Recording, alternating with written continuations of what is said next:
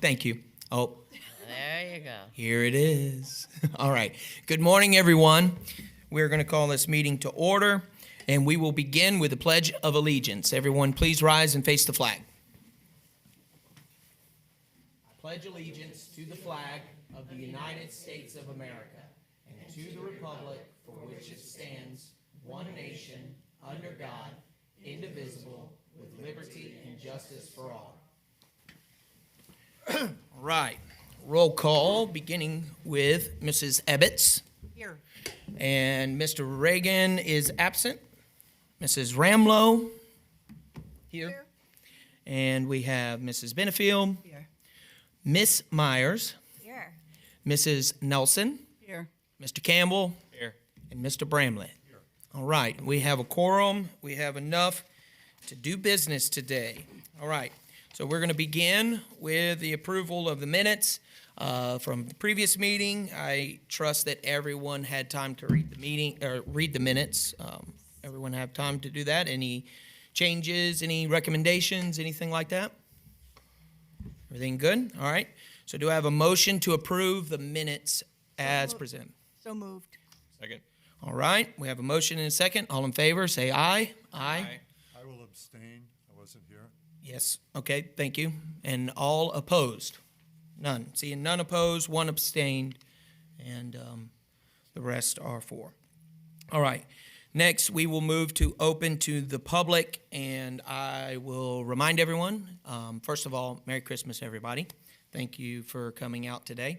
I will remind everyone that you have 3 minutes. We'll give everyone 3 minutes to speak. You will address the chair, not the board, not library staff, not the public. You address the chair. I can handle it, so you just address me. Also, you have to fill out a green card. Taylor has those green cards over there. Make sure you fill that out and hand that to Taylor. That way she has all of the information. This is a public meeting, so we have to have that information.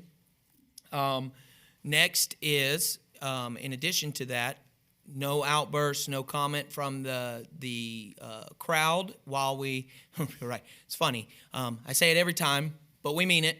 No outbursts, no comment from the crowd as we hear from the person speaking.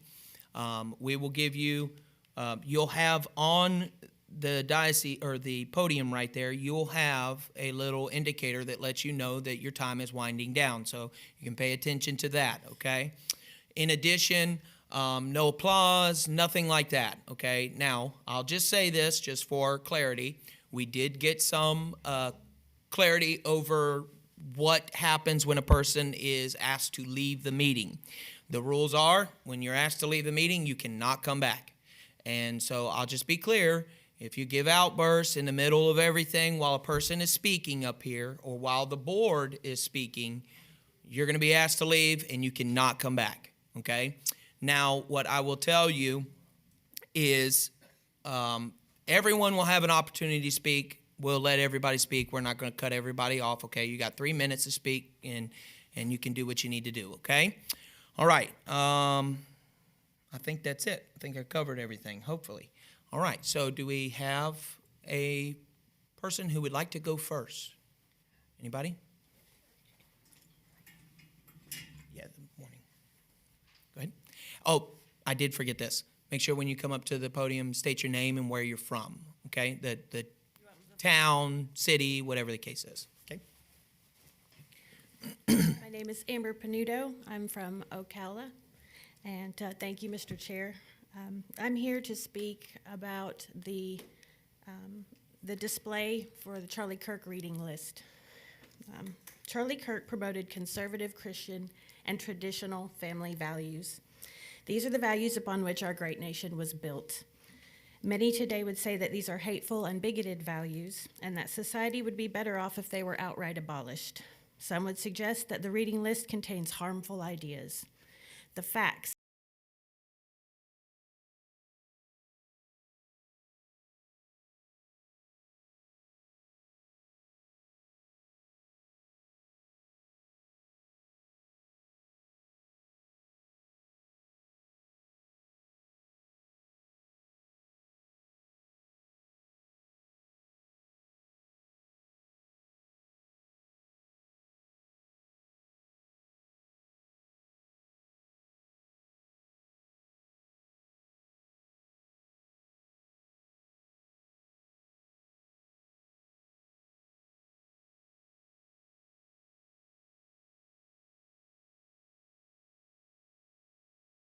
intentionally suppress ideas that have proven to promote greater well-being and quality of life, and then call it progressivism? How can we take tried and true traditions and actively replace them with ideas that cause harm and unrest? I can speak to this on a personal level because I once held progressive beliefs. I turned my back on God, on family, and on my community. I led a life of selfishness and pleasure-seeking, and I ended up alone, homeless, addicted, and desperate. The ideas of people like Charlie Kirk saved my life. I have seen firsthand the power of God, of good Christian community, and traditional family values. Charlie Kirk promoted all of these things, and his recommended reading list would be a blessing to this community and every individual in this great nation. Thank you. Thank you. Next.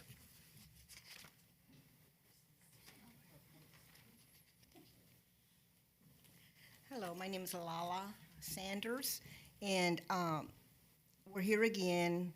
I just want Sorry, clarification. state where you're from. Oh, Inverness, I'm so sorry. It's all good. Just a overall explanation on what the vote was, and it went to on Charlie Kirk, because we do want to recognize and not let it go on the wayside on a display. I went to the commissioners meeting as well, and there was something said about maybe not enough books or whatever. But that's all I'm going to say about that. This is Christmas time. I'm not wanting it to be done, right now this month, but I don't want it to be just left without no action on it, because Charlie Kirk had a lot of young people, which is what we need, which is our next generation, and he was a Christian man, and so we need to follow up. And there's been I think 30-some chapters now with young men that have opened up the opportunity to speak, to go forward with Charlie Kirk. Anyway, I don't know what the library does for Christmas, but the nativity scene, we're Christians and we are under attack. The last meeting proved exactly how evil the people can be, and they want to be able to communicate, but they don't communicate. They take everything out in anger. So I just want to just let all of you know that each and every one of you that are serving voluntarily or not should know Jesus Christ as our personal Savior, because this is a nation. Our country is a Christian nation, and if you look at everything every news that we look at right now, everything is hate, and we just need to get back to God. We need to bring God back into our fold and put Him first and act on His truths, because we're failing. We cannot accept what we have accepted. It's time for us to step up and put Christ first. Thank you so much. Thank you. Next.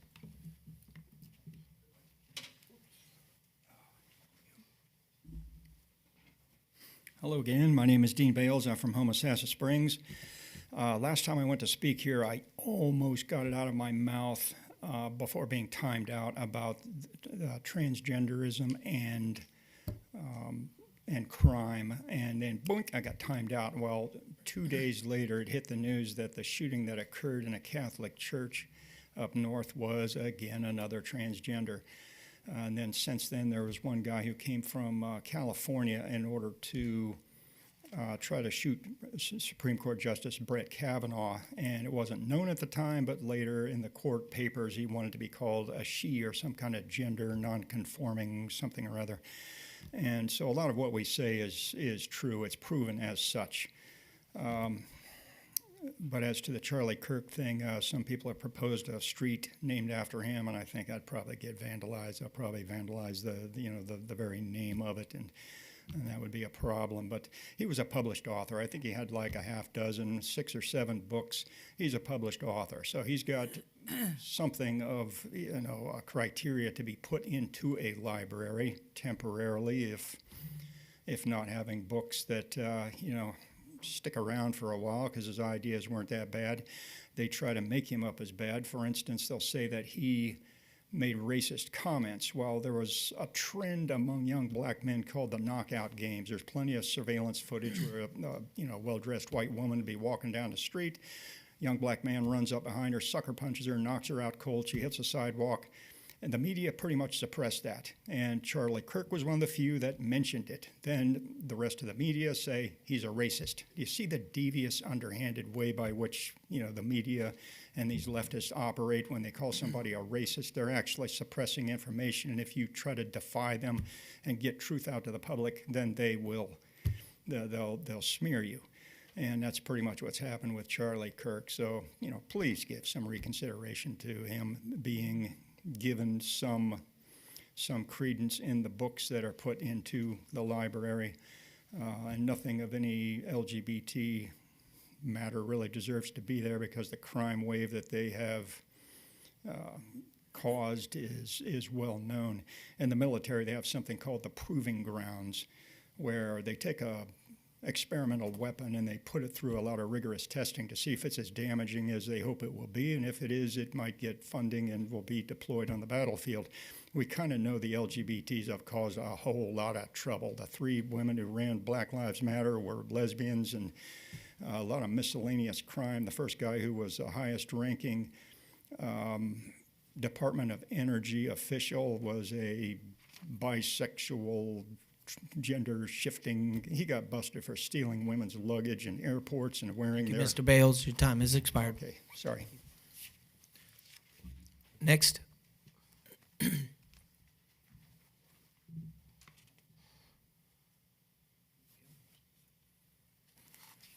Good morning, Board. My name is Ray Brown. I live here in Homosassa. At the last meeting, there was an injustice that was made and voted on. This board bowed down to the radical left in fear of retaliation upon yourselves. I don't blame you. This is not the time to run in fear or be cowards. Do not pass over doing the right thing for the citizens of Citrus County. Charlie Kirk was a hero and murdered for our First Amendment rights, whether you like them or not. Even the county board commissioner said a week out of October should be done for Mr. Kirk. This town, whether you like it or not, is 80% conservative beliefs. We believe in God, country, and law. Your feelings do not belong in your positions. That's left at home once you enter these doors.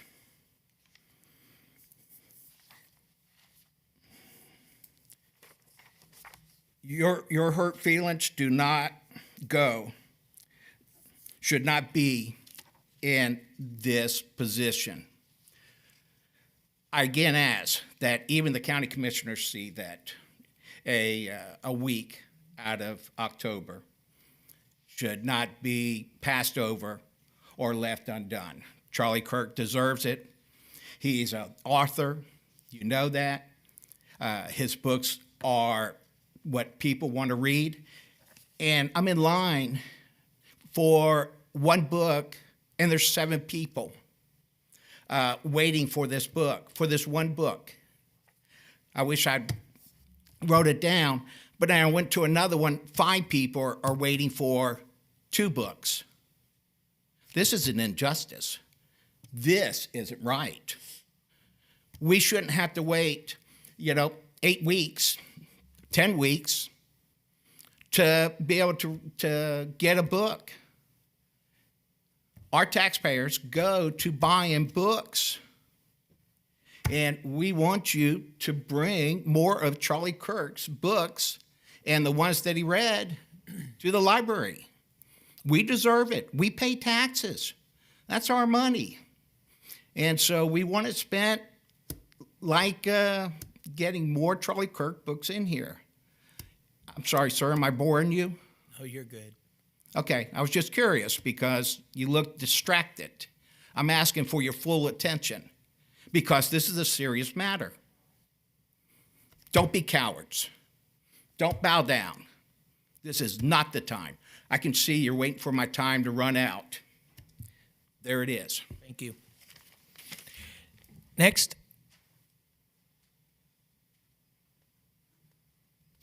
No one else?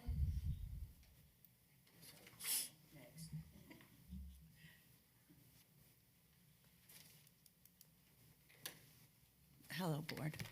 My name is Trina Romeo. I live in Inverness, and I'm here to address the vote that you all had for the Charlie Kirk Library display.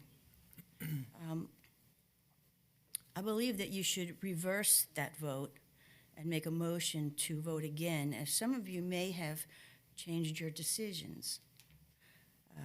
There was much emotional mobster action at the last. And when things go emotional, it's chaos and it's a mob. And I don't think that with high emotion, people can think clearly. And you may have had some time to make some changes in what some of your decisions are. And to today, make a motion and vote again on that decision. I'm especially disappointed with the recusal of you, Mr. Strickland, that you chose not to vote. And you, as the chairman of the board here, are in the position that you need to vote all the time. Why was it that you were not able to take a stand? I don't know. But your decisions are lukewarm. You need to be either hot or cold. And I think you know what I'm talking about. It doesn't do any justice to this community, and it doesn't show that we should trust when you decide that you're not going to vote when the lot is presented. We take the time to come here and present to you how we feel about things, what we believe. We don't all agree, and I understand that. But there are some things, wisdom is being able to choose between good, better, and best. It's very easy to choose between good and bad. Very easy. But the true courage and seeking knowledge and understanding is when you choose wisdom, and that's a gift. And that means you need to choose between good, better, best for all of us. We are supposed to be putting our trust in what your decisions are. And quite frankly, I don't feel very trusting in what this last decision has been. So I pray that you will make a motion to vote again on this and to not put it to the next meeting. That's just a cowardice, because then things just happen and nothing happens. Thank you. Your you. time has expired. Next.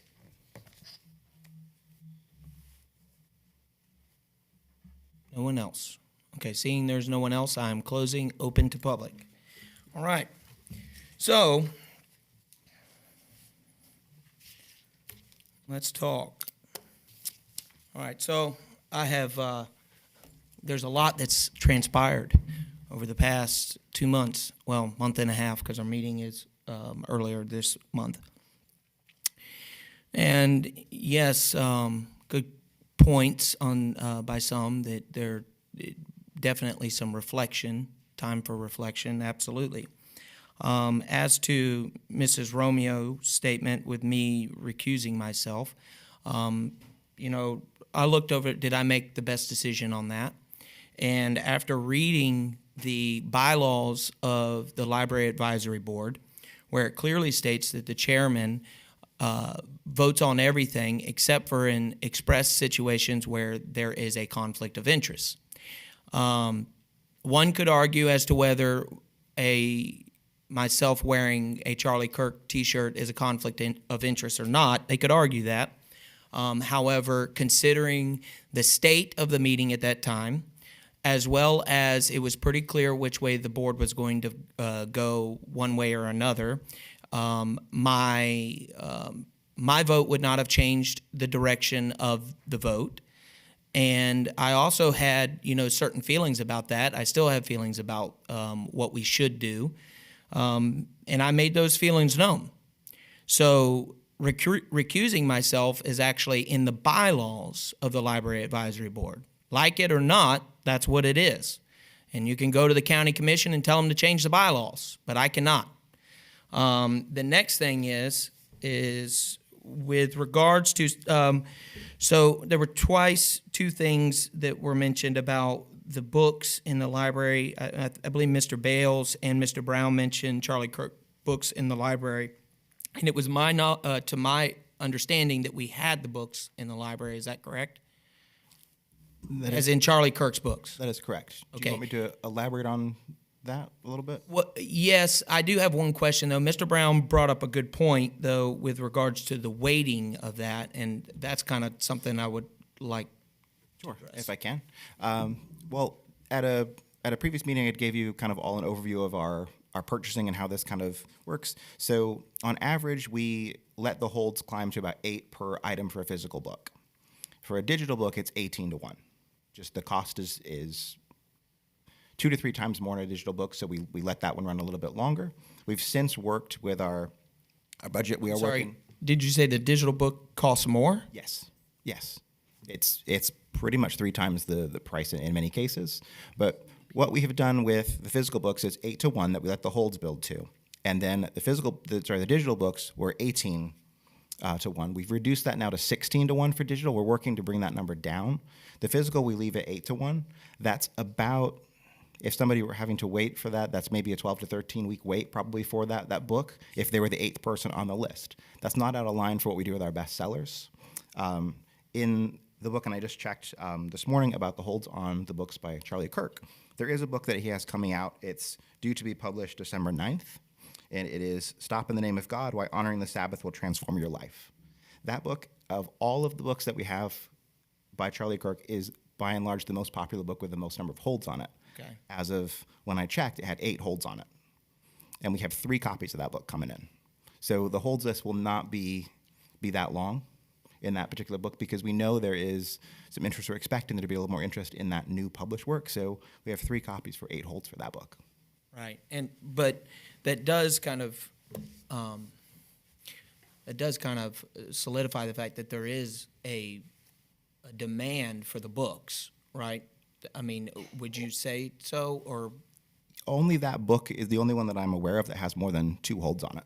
Okay. The other books have 2 or less. Many of them are on the shelf right now. Okay. Anybody else would like comment on that particular thing? I would.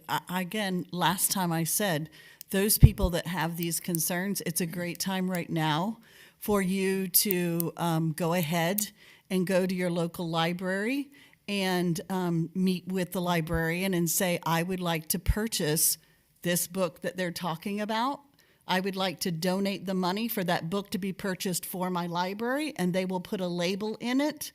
Again, this is one of the ways that we can make our voice heard, is for you to act on what you're talking about here today. Represent yourself, but represent yourself well. I want to thank everybody for your comments. One of the things that I've seen posted recently, because Valley Forge, we had, 250 years ago, we had men who were in Valley Forge, fighting for freedom for our country. 250 years later, could they really see it be a talking point that we're having to deal with? Yeah. These issues inside of our library, inside of our communities? Like, could they have imagined, a video on TikTok that is saying someone said this, someone is racist. Someone is wanting to teach your kids, these crazy ideals. I just kind of think about that. That kind of puts me back to ground zero where, we're reading books. We want to inspire passion of reading. I look at some of the history that I've been teaching my kids. And one of the things that I actually was looking up was just recently was the Rhodesian conflict. A lot of things happened, before I was even born that I look up and I'll sit there and just study it. And that's the kind of things that I want my kids to do. I think even with the Charlie Kirk display, even with something that we could put out there, I did see that we have, Women's History Month. We have something for Black History Month. We have something for 4th of July where it's talking about our history, U.S. history. I think we could still do something within the library, and I think we could still do something that kind of sparks, that freedom sense of what we have. And I think it's still up for discussion. Mr. Strickland, I did have a hard time with you recusing yourself because I think your freedom of speech doesn't stop, and with your freedom of expression doesn't stop at the door. But I do think that we do have the budgetary means, there, and like what Ms. Nelson said was request these books, ask for more of them. If we ask for more of them, then they'll be purchased. Thank you. Thank you. And then, so, you look at this, and of course, over the last month and a half, we've had 5 articles written in the Chronicle about this issue, and I would say the majority of them were not positive. But and full disclosure, it was pretty clear to me that Editor Jim had not watched the meeting when he wrote his article. However, and I feel like that's kind of a responsibility. If you're the editor of the Chronicle, you should probably watch the meeting that you're writing about. However, the county commission did take notice. Yes. And when I say that, they understood a couple things. One, that there was enough public support for something to do with Charlie Kirk, honoring Charlie Kirk, which I agree with. But what they did determine, too, was that we as a board probably need a little more direction for us by them, as well as not only direction by them for us, but also some policies. Now, with regards to displays, because, the display issue has been an issue, I'll call it that, on both sides for now, I don't know, 5, 6 years, whatever it is. So they took notice to that. So what I mean by all of that is, one thing is it may not look like something's happening, but the county commission is listening, and they're trying to be very thoughtful in the way that they address this issue. I also want to clarify, and I think everyone knows this, but we are an advisory board. Mm-hmm. We are only in an advisory capacity. We do not have the ability to change policy. We don't have the ability to make the county staff, the library staff, erect a display in honor. We don't have that ability. We can advise the county commission, and they make that decision. So the point is the county commission has taken notice to an extent, and it is my understanding that next meeting they will be voting on some sort of display resolution as to what that looks like. Now, here's my advice, if we're giving advice, and this is directly to the county commission, is that I would suggest that they also speak with library staff to see what they're already doing and going, which I imagine they will. We have a great county commission, in my opinion.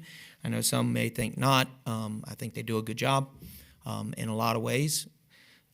So anyways, that's my opinion. They should talk to library staff, but it also was made clear that they want to do something to honor Charlie Kirk. What I believe is that is now out of our court. That is them. Now, I hear what is being said, and I think there's plenty of room for, like what Mrs. Nelson said. Now, that is a private donor-funded thing. because you mentioned something, but it's a different thing than what she said. You're right, but she mentioned something else, is a privately donated funds for books. I would have to clarify, Director Chang made it clear in the last meeting that they don't purchase exact books. The person donates to a certain category or whatever you would call that. I don't personally know what the criteria for that is. That would be something Director Chang may want to clarify.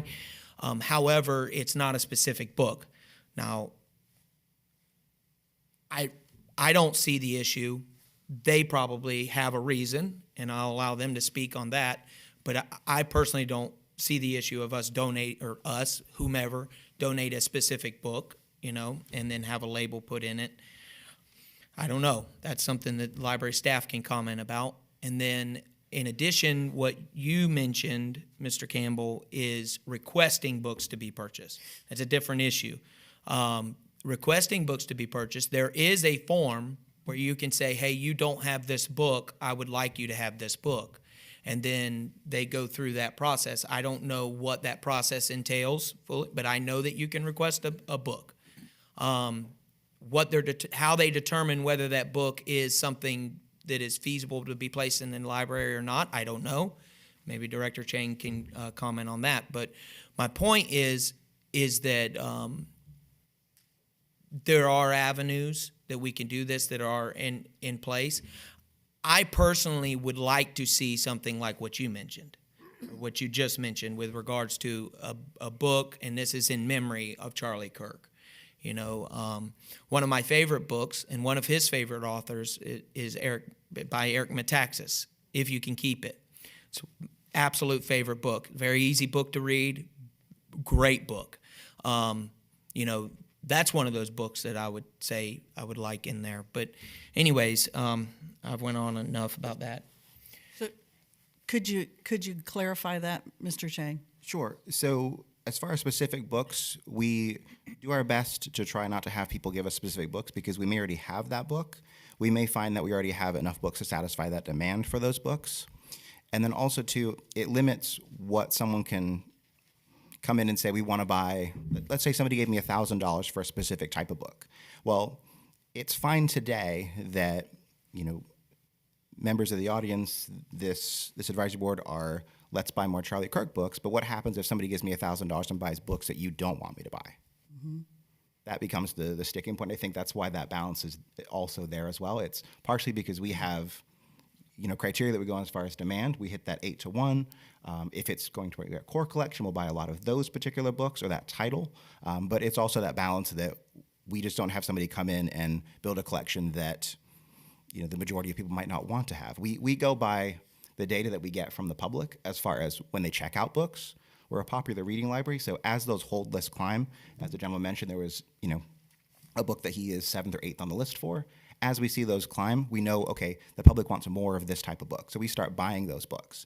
If people were to request more Charlie Kirk books and the holds list were to climb, just like with any of our other books, in fact, some of our best sellers have over 100 holds on them. We buy more of those books to help satisfy that demand. So to clarify a point then, so donating the money to buy Charlie Kirk or his reading list Perfect. would be perfect. Yes. So that would include the authors that Right. Mr. Strickland is saying, and also Mr. Campbell said he had a whole list that he published of books. So therefore, you could go donate $500 and say Charlie Kirk or the reading list that he published. Yes. And that would be something that would be. I assume that there's some kind of parameters, just like we have that we're working on for reviewing books, that is done to buying books. So those books would have to fall into that parameter. Yes. But I'm also hearing that all of the people that spoke last time and this time, that if they want their voice heard internally, they need to go put holds on books that they want to read that are by those authors and by Charlie Kirk. That's how their voice is going to speak. Is that correct? Yes, we buy based on demand. So if there is a spike in demand, we want to fill that demand. Our goal is to honestly, to get the number of circulations to go up in the library. I'm trying to get more people to check out books. So if you tell me you want to read this book and you all put it on hold, we're going to buy that book. Okay. That's no matter what it is. Thank you for that clarification. That would be my advisement then. There you go. If we do that and then let the county commission, if they want to display and they want to do something like that in our libraries or on our roads or however they want to do it, then we can leave that. But then that allows the voice of the people to still be heard. Agree. The point is that Mrs. Nelson is making, just to clarify, is that they have to demand the books. Yes, you have to go sign up to Request, read the book. not demand. Request the books. Yes, I need to be careful. Apparently, words have consequences. that's true. All right. Okay, before you go on, I wanted to address the Chronicle editorial by Jim. Basically, the key point is that we need to refocus as a board. There's quite a few things that basically he says as far as, if the advisory, I'm going to quote this one. It's, if the advisory board can't separate politics from public service, maybe it's time to rethink the structure entirely. Do we need a politically appointed advisory board for something as operational as the library? Maybe we'd be better served by a professional library commission made up of people with relevant experience. And this is what we already have, actually, educators, librarians, community members who understand that libraries exist to serve everyone and not to score political points or to go in one direction or another. Basically, our focus should be part of our mission, and that's to connect people to information, to, and I'm going to quote, I like how he put it, that means putting books on the shelves, all kinds of books, and letting readers decide for themselves. It doesn't mean curating morality. It doesn't mean erecting shrines to political figures or staging ideological battles over what belongs in a display case. Basically, it's at this point where a board starts to become micromanaging. And even the county commission can fall to this as far as like being a micromanager of what Adam already does very well, and the library staff as well. And so basically it's access for everyone. That's a library, well, I'm going to say rule of thumb, but it's even greater than that. Basically, it's to the point now where we need to refocus, just as he is saying in his editorial. And I've seen library boards go away and be done away with by their county commission, Marion County, for instance, because of political, I'm choosing my word, but I'm not saying what went through my head, but basically political mess. And so, so basically, it can happen. I don't think that Adam would go without an advisory committee of some sort, but it would not be board appointed any longer. And so, if we want to keep this library advisory board as a service to our public library and to our citizens and the people of Citrus County, not just citizens, but the people of Citrus County, then basically this is what we need to do, is refocus and start realizing what our purpose is here for. And the other point is we could do a motion and say, let's re-vote on this. But I think really it's now in the hands of the county commission in what they decide on a book display policy, which is really, I'm like Justin said, I'm hoping that they converse with the library staff and with Adam at some point, because really we have a book display policy and a procedure of how we do that. The only thing that we did last meeting was suggest that the funds don't get spent on Charlie Kirk, but that's all been explained, especially very well in this meeting, as far as like how to get more Charlie Kirk books. And so, you request them, and you get on a hold list for them, and that generates the demand. And so basically now you know how to go about doing that. And as well as, losing my train of thought here, and as well as being able to put the book displays up, that's basically something that can come about again in October. And at that point in time, which is an appropriate point of time, then, the library staff can do that if they so wish. We were just saying basically, at this point in time, it might not be a good idea because of all of the brouhaha that was going on. And so, and plus, just the freshness of his death and everything else. And so, and plus, what was it, the end of October that we were discussing it? So it was kind of like, really truthfully, hard to get a book display up that quickly. So we're looking at next year already. So that's my spiel, and I think at this point, as far as a motion is concerned, I'm not going to do it. I would like to address that too. In this past month, I went back and reviewed the Citrus County Special Library Advisory Board bylaws, which are open to all the public to view.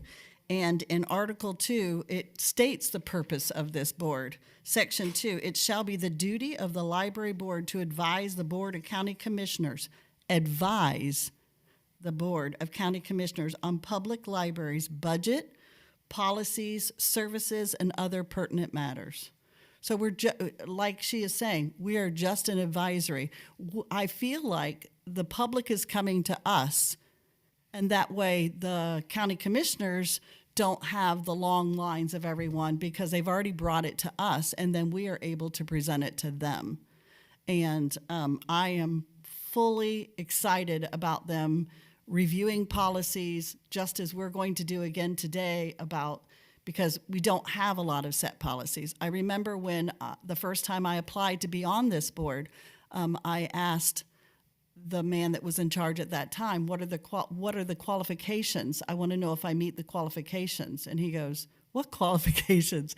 So that's how I originally looked this up, was to find out what are the qualifications, because the people that were applying never spoke to what the qualifications were and if they were qualified. And so I think it's very important that we look back at the bylaws, because they're what runs everything, to know what our position is and what we are to do. And that actually jiggled another point I wanted to make. The other thing is I've been on this board for a long time. Yes. The longest serving member. I think the longest serving member almost ever, almost. Probably. Well, close, because there's been one or two in the past that served a very long time, but from the beginning, actually. And so basically, I'm not sure that I've passed them yet, but basically, as a board member, something I do, besides listening to public comment, that's only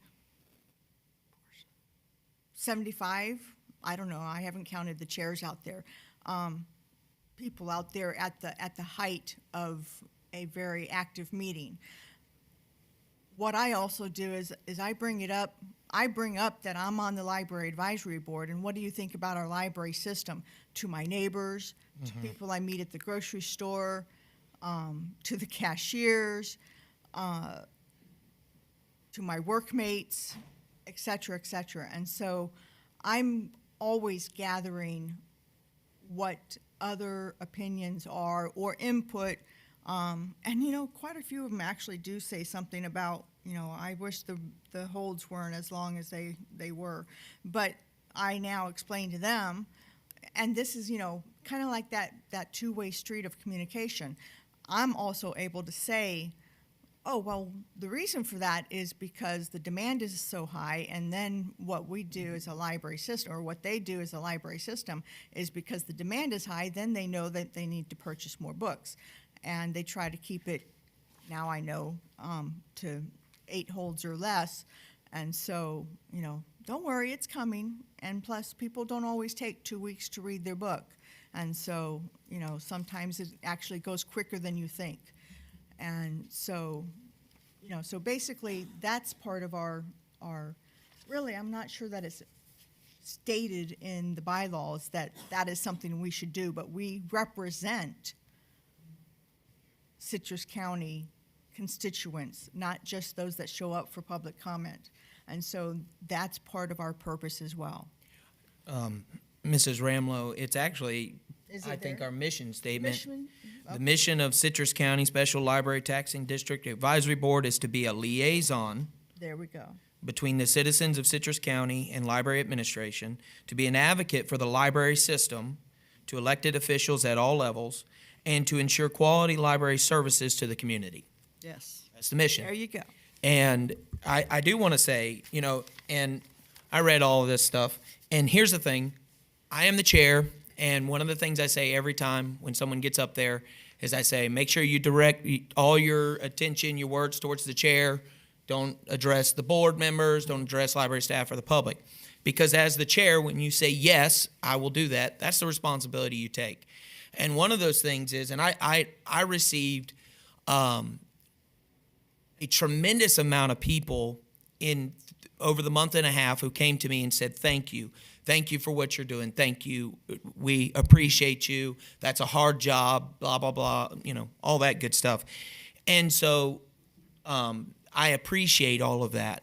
But I will tell you, I'm a pastor. I'm used to being the good guy on Sunday and then the bad guy on Monday when I got to tell them to knock it off. You're used to being that. I get it. I understand that. And it's represented in these meetings. If you look throughout this last year, we've become, the library board was the hero, then the library board was the evil villain, then we're the hero, then we're the evil villain, and guess what? It's all the same members. So I think that usually means that we have our finger on the pulse. Mm-hmm. Because we are here to advise. That's it. We're here to help raise money.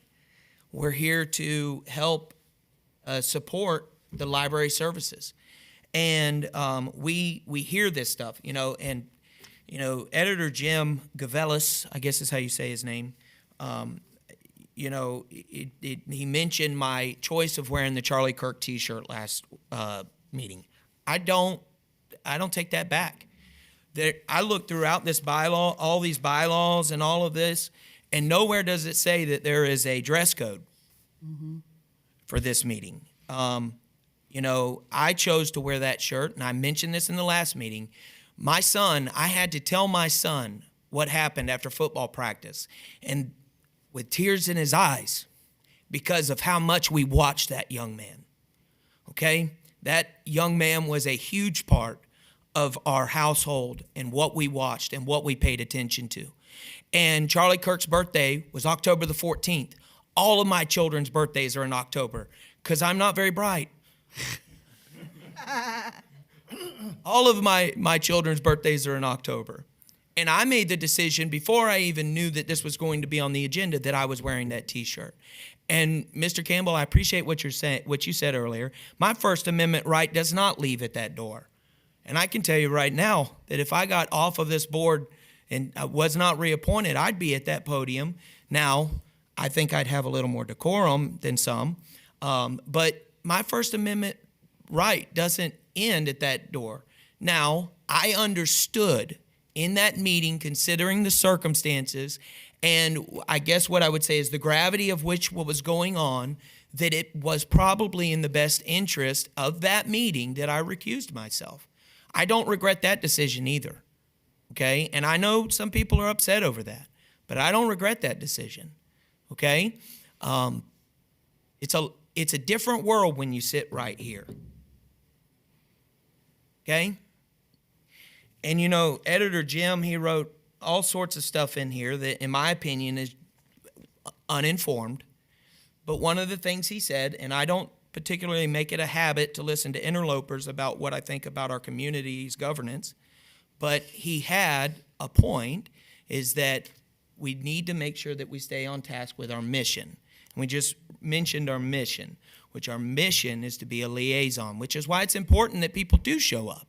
It's important that you do voice your concerns. I don't mind us doing the heavy lifting in these matters. That's why the county commission appoints advisory boards across their purview, because that's what we do. We hear from the public, we advise, we talk to the county staff, we listen from the public, we talk, and then we make a decision as well as how we advise.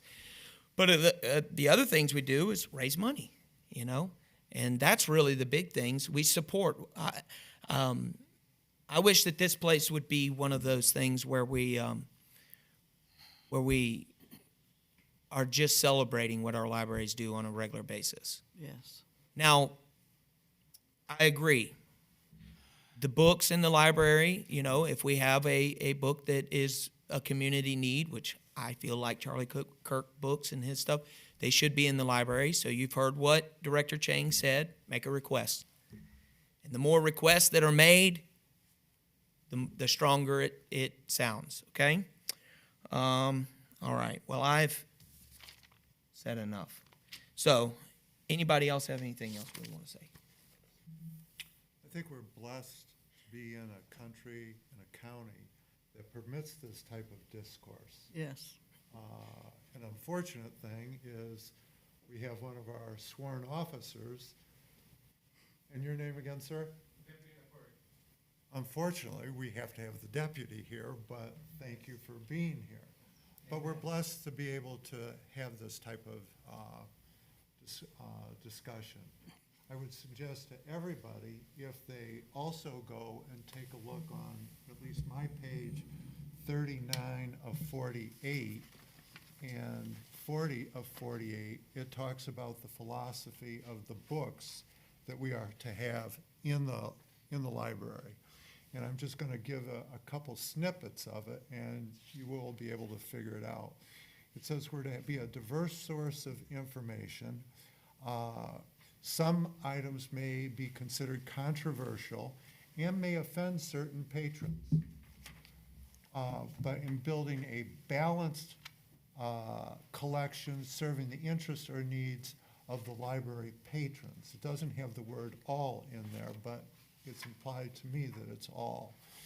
Materials dealing with controversial views, language, or images are judged as entire works, not isolated passages. The last paragraph says parents and legal guardians have the right and the responsibility to guide and direct the reading, listening, viewing choices of their own minor children, etc. Parents who wish to limit or restrict the use of library materials by their own children should personally oversee the selections. So whether it's the issue we have been discussing here in the last couple of meetings or the issues that we have discussed prior to that, that's in our I think they're the bylaws. Mm-hmm. And I don't hear anybody changing that. So when we have had these meetings before, I've tried to keep count. And from my keeping count, I think we're pretty close to 50-50. If you count the number of people who get up and are on one side of the issue versus the other side of the issue, today's an exception. We only had one side. But I think the library runs really well, and I think we should have these kinds of discussions. Similar to Edith, I do go out and I talk to a lot of my friends, et cetera, about what's going on. And I think the editorial that Jim put out has some good points and have some points that I'm not so much in agreement with. A question that I have is the library the forum for political discussions? And I'm not sure that some of these things, I think, do get into politics. Some of them are politics really go to the fabric of the library, where you are going and you're speaking about a diverse source of information. So I'm willing to continue to donate my time, and I like to do it. I was, for almost 17 years, an elected library trustee back in a little suburb of Chicago. And we never had this type of discussion. If we got one person a year to come in, that was it. So when I see this many people coming, I'm excited. And I think we should keep doing it, no matter which side of an issue you are on, with due respect to everybody, so that we won't have to have the deputy come in and be with us. But I do thank you for that. I do want to address one thing. Public comments over. I'm sorry, Mr. Brown. I do want to address one thing. Editor Jim said in there that we have allowed these meetings to go awry with, all sorts of addressing different things and so on. Well, here's the deal, okay? Number one, I'm not going to infringe on the public input's First Amendment right. I don't care what side you're on. If you come up here and you get up here and you have your 3 minutes, you're going to get to speak. Now, you have to maintain decorum, but we're not going to do that. I mean, this is a public input meeting. If people don't like that, then it has to be changed. But that's what our rules tell us.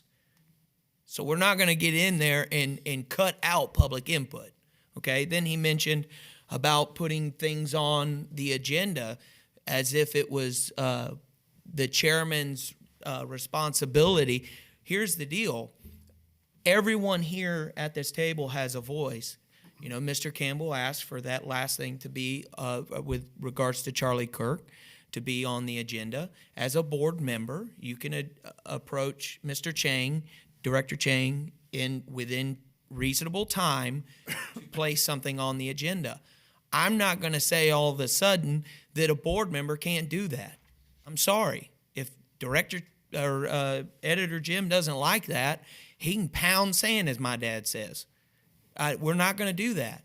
Okay? If a board member wants to put something, now here's where we maintain is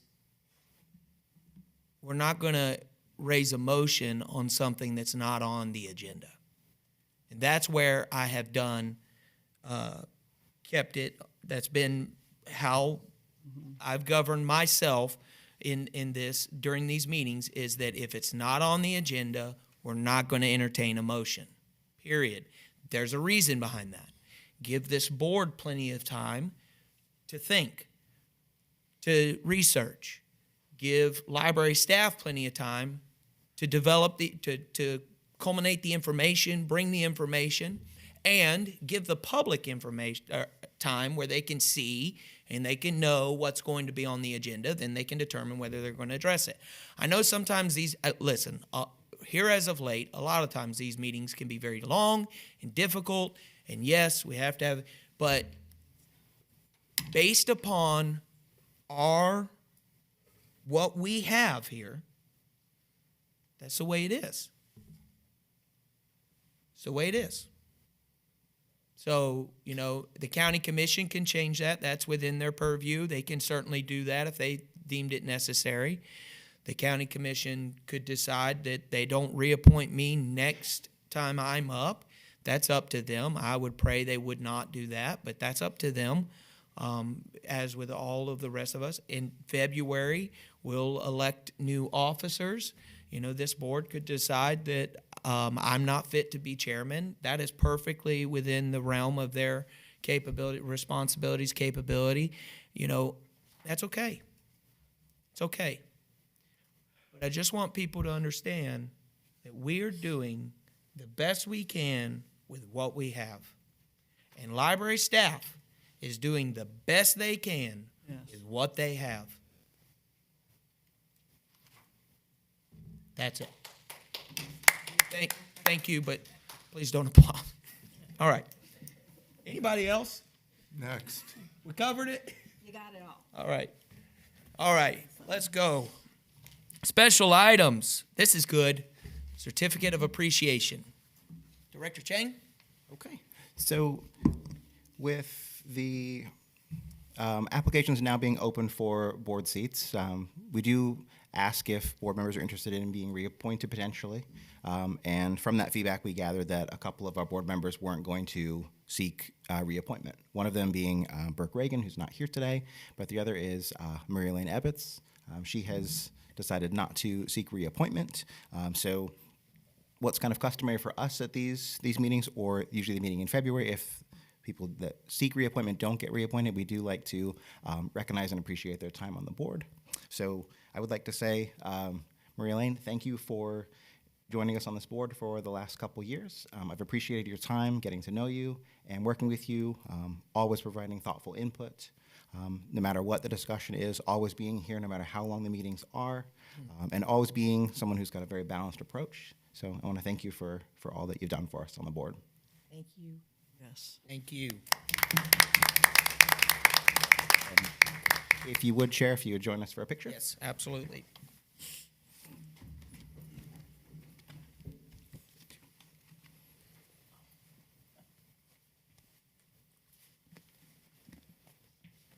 Where are we standing? Right, you stand right in the middle. Makes sense. Screen is there in the background. And you spelled it incorrectly.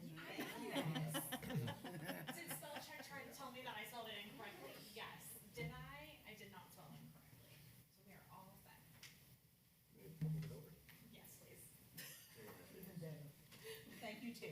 You're so welcome. All right. Smiles. You're welcome, everyone else. Everyone else was cut out of the picture, so you're all good. You could just AI us out. That's No. a lot of work. No, it's easy. I wouldn't do a good job. Yeah, I can do it. I'll just stage it correctly.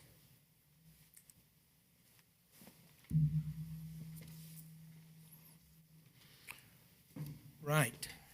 Now, oh, jeez, like a bull in a china shop. All right. Now, we have report of officers and standing work groups, the booked committee update, which I assume Member Bramlett. Yep, we'll do it together, if that works. Perfect. Do you want me to start? Sure. Okay. Feel free to jump in anytime, Bob, if there's anything I missed. But the committee has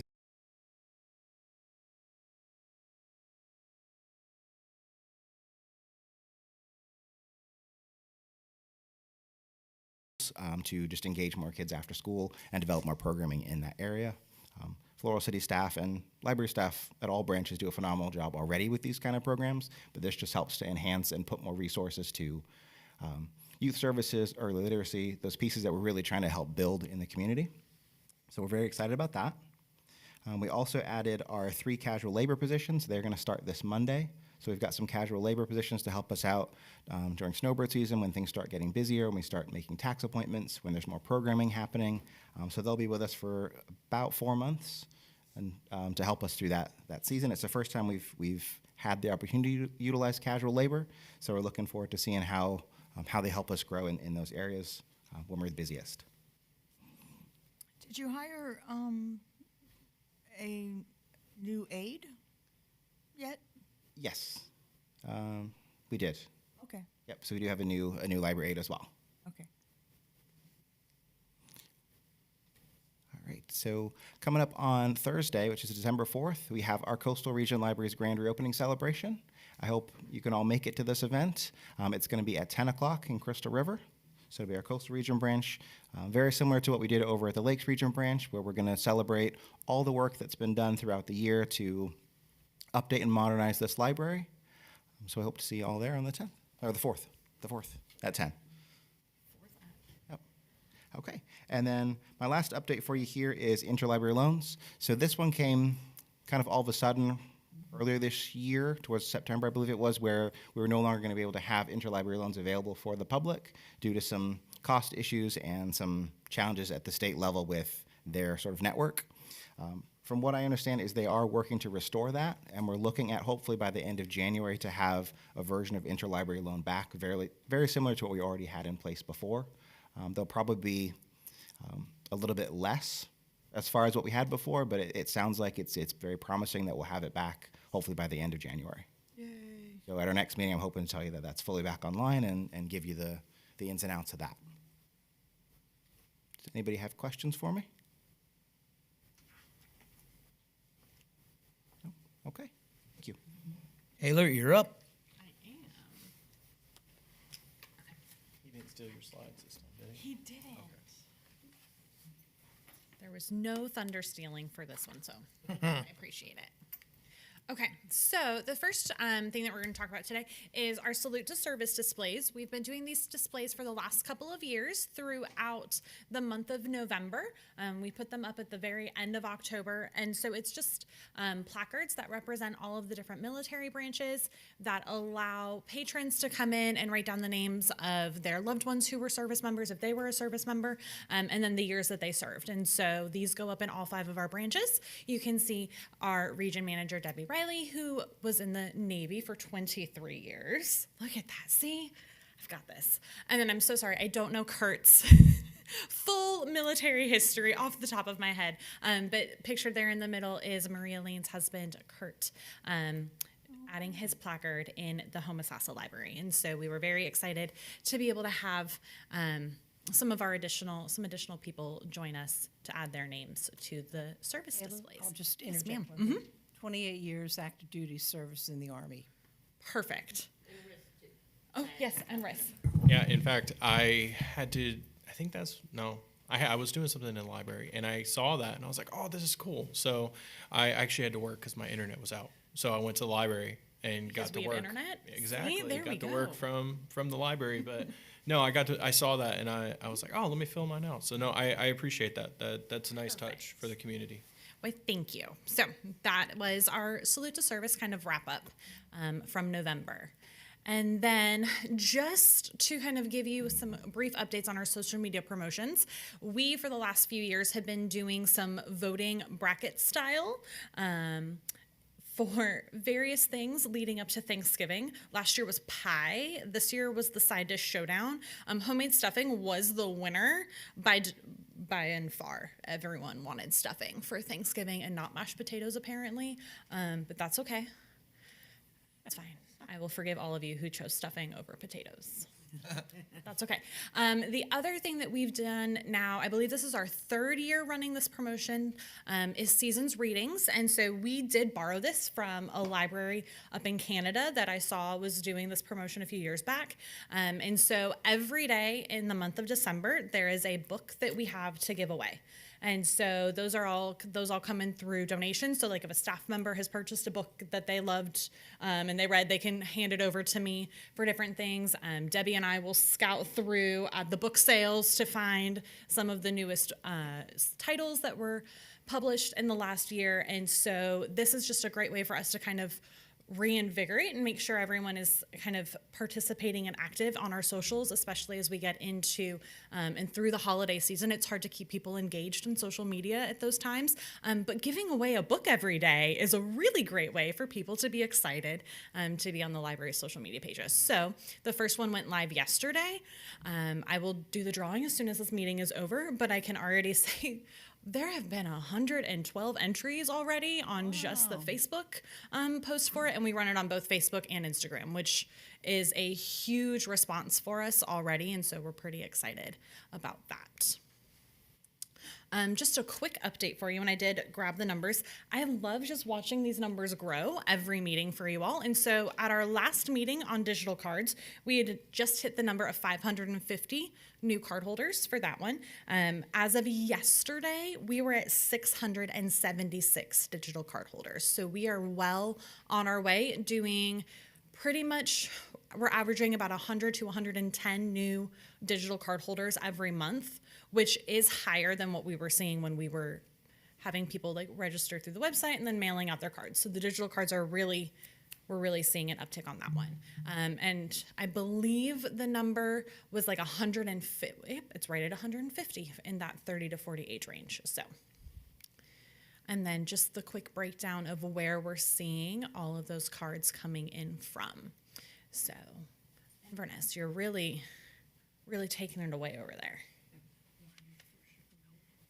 All right, so just some quick book sale updates. At our last meeting, we talked about that the Homosassa sale was upcoming and that the Friends of the Citrus County Library System, their mega sale, had raised over $40,000. The Homosassa sale did over $10,000, which is phenomenal for them. They usually are sitting anywhere between 8 to 9,000, and so hitting over 10,000, I know they were thrilled to have that number. Their sale only runs for 3 days, and so they have a little bit less time to raise their amount, and so they were very excited. All of our spring sales will be happening in March, and all is just both of the spring sales are happening in March.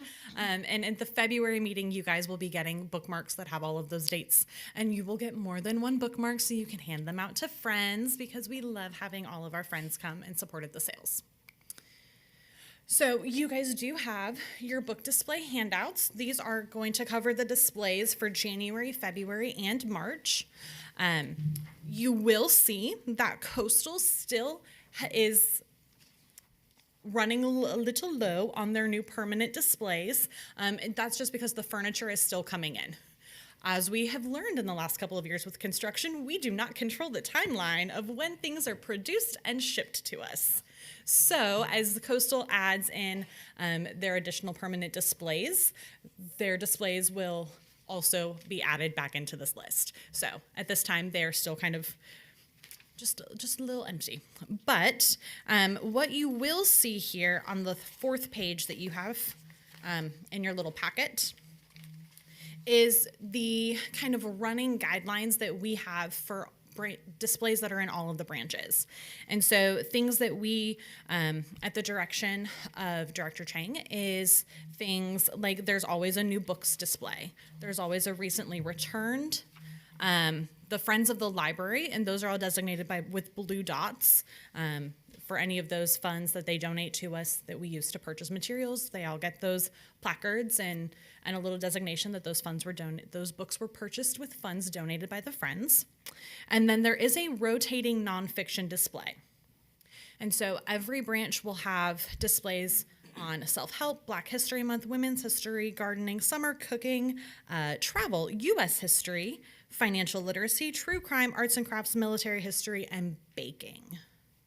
So those all kind of rotate through, and you'll see those displays throughout the branches in those designated months. And then mysteries. We know our patrons, they love new books and they love thrillers.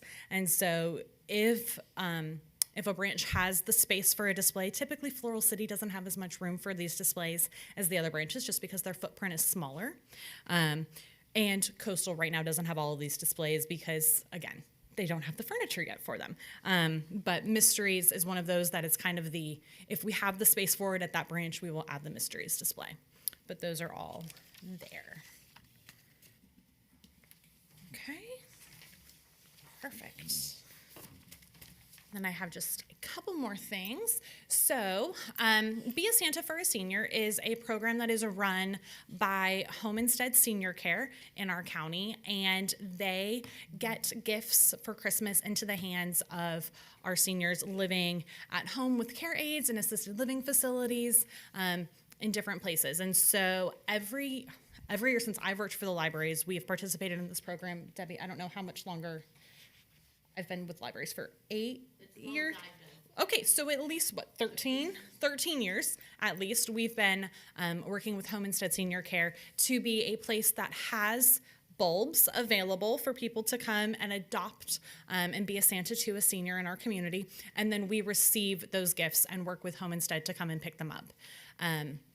In the past, it has been noted that we will do about 600 to 650 gifts, hand bulbs out and collect those in.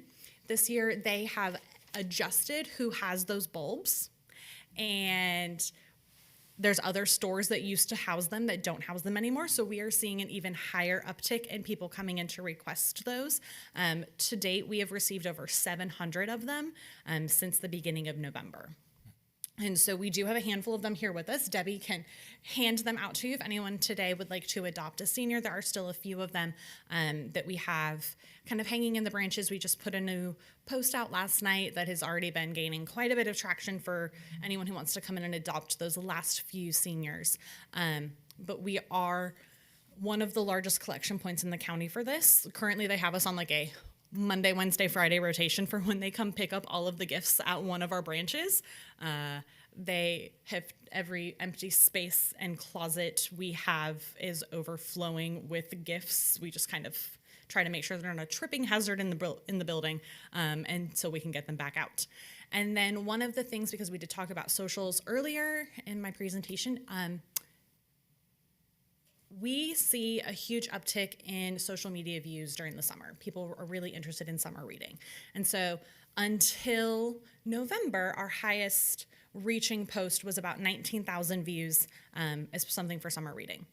The post that we initially did about Be a Santa for a Senior was shared 127 times, I believe, had about 100 comments, with just people tagging in, letting them know that it was there, and was seen by over 30,000 people. So we are thrilled to be able to kind of help put out the information that there are seniors who also need to be adopted in our community, and it's just something that we have enjoyed getting to be a part of. Yes. I'm just going to read a few things because it's heartwarming and sad at the same time. Male, he's asking for razors, shaving cream, and aftershave. Female, a walker, basket, or a throw. Socks. Adult coloring books. I mean, sad. Yeah. And you know, a lot of them have no one there. So if you're interested in one or Can you give me the one with the razors? yeah. I don't use them, so. No, I did, seriously. Yes. Debbie will hand out your bulb. The date on this is incorrect. It says it's due December 5th, Just give me a random one. Ooh, this is fun. but they're collecting next week too. Yes, they're collecting through next week. Which branch? So you can take them to any branch. We pull them all in to our main library in Central Ridge, and then Home Instead picks up from just one branch instead of having to travel about to all of the branches. So our library courier for the last month has been couriering not just books, but lots and lots of gifts as well. So the library van on any given day for the last month looks like Santa's sleigh every day. They must be unwrapped. You don't trust my wrapping? Well, No. Oh. No, that is to just make sure that everything is going to the correct, that all of the pieces are there, and then they will wrap them as well. So that is Be a Santa to a Senior. And then just to kind of keep everything fresh as the last few that we have. So we have a ton of holiday programming coming up at our branches. Now that we don't have a branch under renovation, all 5 of our branches get to have all of their holiday programming this year. So our first one, we kick off the holiday season with Floral City's Heritage Night, which is this Friday from 5 to 9. And so we have a Christmas-themed story walk that is out in Linear Park in front of the library, and they do carriage rides, and they have the Duval House in Floral City is all lit up and decorated for Christmas, and it's just beautiful. So that kind of kicks off the holiday season for us. Central Ridge has a holiday celebration. Homosassa has their holiday open house. Lakes Region in Inverness, they do a children's holiday extravaganza in a couple of weeks. And then Coastal Region does a kids and family program where they have the Grinch come. And so there's a reading of the Grinch and all sorts of Susie activities. And then the Lakes Region Library will also have their standard holiday open house at What the time end of was the month. Homosassa one again? From 2 to 4 on Monday, December the 15th. Thank you. I'm really glad I added all of those dates and times. I knew one of you would ask something. So those are all there. They are all listed on our calendar as well. If you search holiday in the search bar on our online calendar with all of the branches selected, it will pull up all of the holiday programming. There are some additional craft activities and different things that are specifically some of our smaller classes. The only one that doesn't pop up if you search holiday is Grinch. but that's because I don't think the word holiday was used in that description at all. So there we are for our holiday programming. And then, the last one for holiday programming that I did forget is on Wednesday, December the 31st. All of our libraries are open and they will all be doing New Year's Eve celebrations for the kids. And so those all start pretty much at like 11. All 5 branches you can come in. There's minute to win it games at some of them. They do snacks usually. There's activities. I don't know. It's usually a very chaotic area, and sometimes I try to avoid it. There's a lot of children and a lot of activity and a lot of chaos. But if you have little ones that you don't want staying up until midnight, they can ring in the new year at noon and then go to bed. So that is all of our updates. Nice. Anything else? Thank you. Any questions for Taylor? Okay. Great job, Taylor. Thank you, ma'am. Oh, and at the end of the meeting, I do have ticket packets, as Bob mentioned. So if you need your ticket packet, you just let me know, and we'll get those for you. Sounds good. Thank you, Taylor. You are welcome. All right, old business. Evening meeting discussion. So the evening meeting discussion. What is the discussion for that? Okay, so for the evening meeting, we had kind of gone back and forth about how we were going to make this work, what days we were going to use. I did find a date, and we found the parameters on how to make an evening meeting work. One of the things that we'd have to kind of get consensus on, though, is I looked at the August 25th date for our, which is our normal meeting date. There is a Board of County Commissioners meeting that day, so I would recommend moving it off of that day just because sometimes their meetings run long or they have a 501, and then Okay. that creates a little bit of a challenge. August 18th looked like it was open. So we could shift a week ahead and go, or a week up and go to August 18th for an evening. And then if you all just want to let me know what time might work for you. I remember in my notes I had 4:30, but I also had 5 o'clock. So The only thing I would say is I think that is primary election. 8:15. could be. The 18th? Yes, Yeah, Super Tuesday, I believe. Or is it the second week? it is. Yes, you're right. It is. So that one probably not a good one then. One of these days we're going to get an evening meeting. No, 2026. Yeah, the following. midterms. Governor, yeah. So should we move to, well, you can't just move a month back. No. What about, well, then I would assume the 11th would be a county commission meeting. It is, yeah, and it makes sense why the 18th was wide open then. What about, what about the 4th? All right, so the 4th is not a commission meeting, but I'm not sure of the availability, but I can check in on that. We can verify. That's for the evening? Yes. Everybody good with him checking on that? I'm not good on the 4th. I'm sorry? I'm not good on the 4th. Later in August works for me. Are we locked in on a Tuesday? I don't think so. I mean, a Thursday is fine to me. It's up to you all what you'd like me to check into. Okay. Just for me personally, that last week in August. About August the 27th. Okay, we can look at that date. Okay. And then Can just look give me a start time on that, if you wouldn't mind. 5 o'clock, I think, is what we came to. Yes. Okay, so 5 o'clock, August 27th. If that date's not available, can you give me an alternate date so I can look at both? Then I can. I would still say look for August the 4th. And then what about the 20th, August the 20th? That would be okay. 5 o'clock. Okay. Okay. Okay, so I will hopefully have that back for the February meeting that we can confirm that. Okay. All right. That's it on the meeting discussion. That was it, yep. Okay. Now we're going to move into the rubric discussion. So the rubric discussion is an item that we've been talking about for a little while now. So we should all have seen it quite well. And I did see it, I thought, in the agenda packet here. Yes, it's there. Might have been as a separate Yes, attachment. it's in there. It's in there? Okay, perfect. Yeah. Let's say 13 and 14 of the packet, page 13 and 14 of the packet, it looks like. Okay. All right, so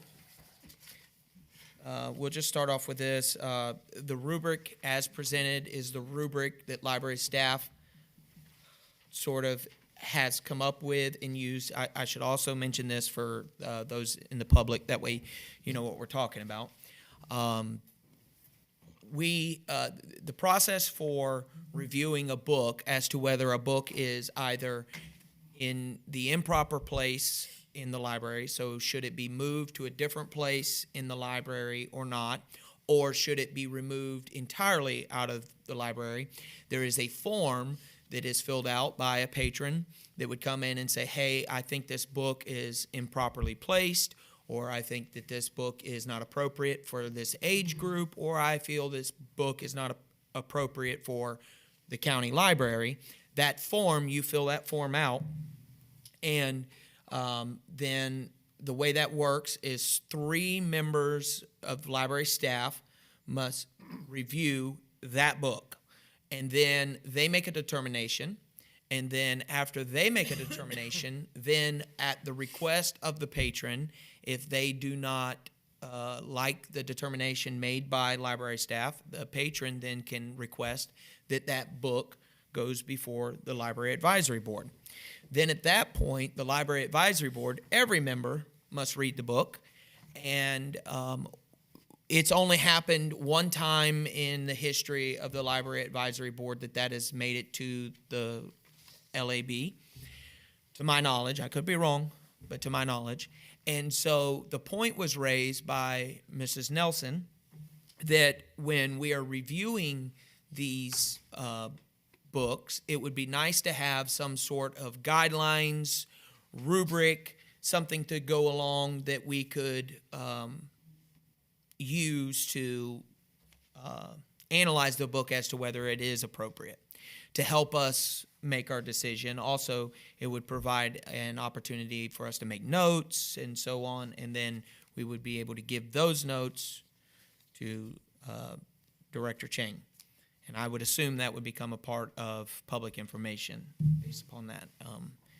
However, library staff has been using, well, you haven't used it because you haven't had an opportunity to use it, correct? Correct. We were going to use it for book page, but then that would, yes. Right.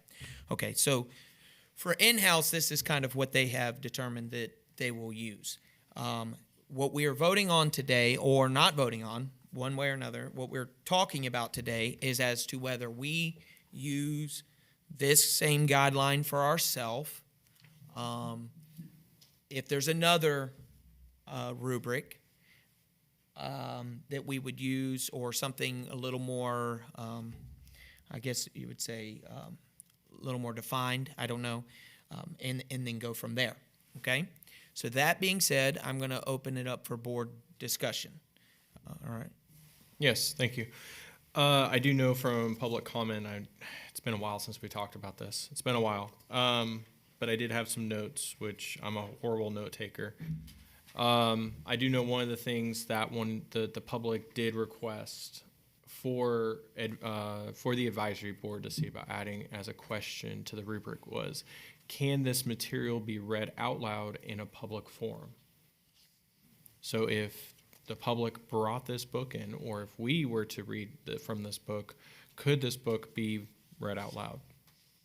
And I think that was one thing that they wanted to have us have, that question that we would have to answer while we do the review.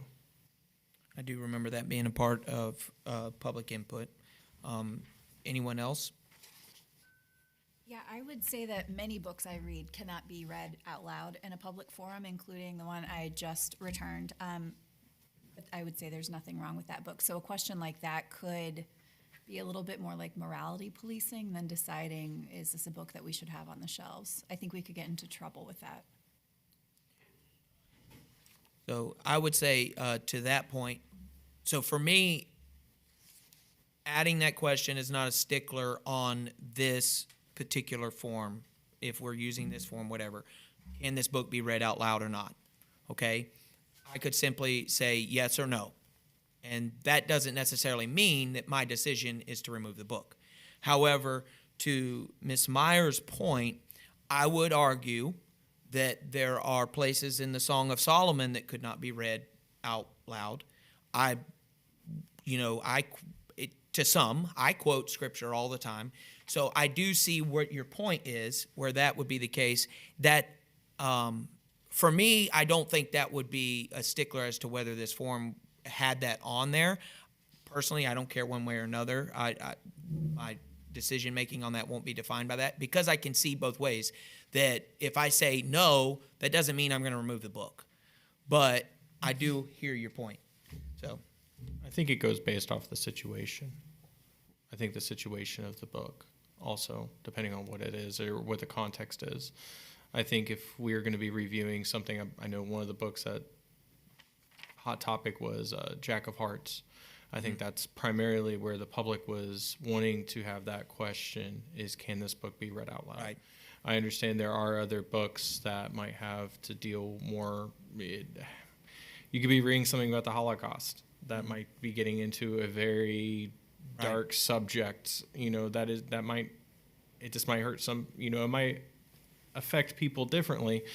However, I still think when we go into the freedom of speech, and I understand the morality side of it, but I think when it comes to that, if the public was to bring this book in front of the board, which is recorded live, would that be acceptable for children to listen to? I think that's more or less where that's going with that, and I understand where you're coming from, but I think that was kind of where they wanted to leave that is, and I think that it goes on the situational basis for the review that we're doing at that time. Also, profanity would be another Yes. problem. That was one of my concerns with Yeah. doing it this way instead of having a 1 to 7 kind of thing, like it contained this, that this is very vague. Do you have any concerns with this material? That, I could have concerns with it for profanity, but what is the definition of profanity? We had many speakers that came in and spoke that said what kids use today, we consider profanity, but the kids don't consider it profanity. So, That doesn't mean it isn't. right, I'm not negating, you're true. My husband is a middle school teacher. I'm not negating that at all. I'm just saying that was one of the points that was brought up. What is our definition of certain things? Because I can have a problem with sexual acts. I could have a problem with nudity. I could have a problem with violence. Well, how far, is it rated PG, R, X? There's parameters there so we know what it is. In regards to that, if we are supposed to represent the public, what you consider profanity, I don't, or he does, and she doesn't. And so we're always going to run into subjective stuff. So I don't think we can be as definitive as maybe you would like it to be. Yeah, I agree with Lorraine. I think keeping it qualitative is probably helpful for something like this. It's going to be so hard to quantify so many things. So then that would put the burden back on the library staff from the feedback given by all of us to know what those parameters are.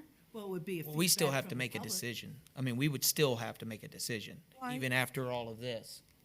Based upon, we would still have to bring it to a board vote and so on. So this would not be, I guess you would say, the definitive answer. This is more of like a guideline for us during that, and we would have notes that would help us not only defend our reasoning, but would go back for, public record, so that the county commission could also look at that and say, well, I see why this board member wrote this. They would have access to that. I think, for me, I believe that is the spirit of this. I'm kind of in agreement with talking about subjective, whether it's qualitative or quantitative. I think that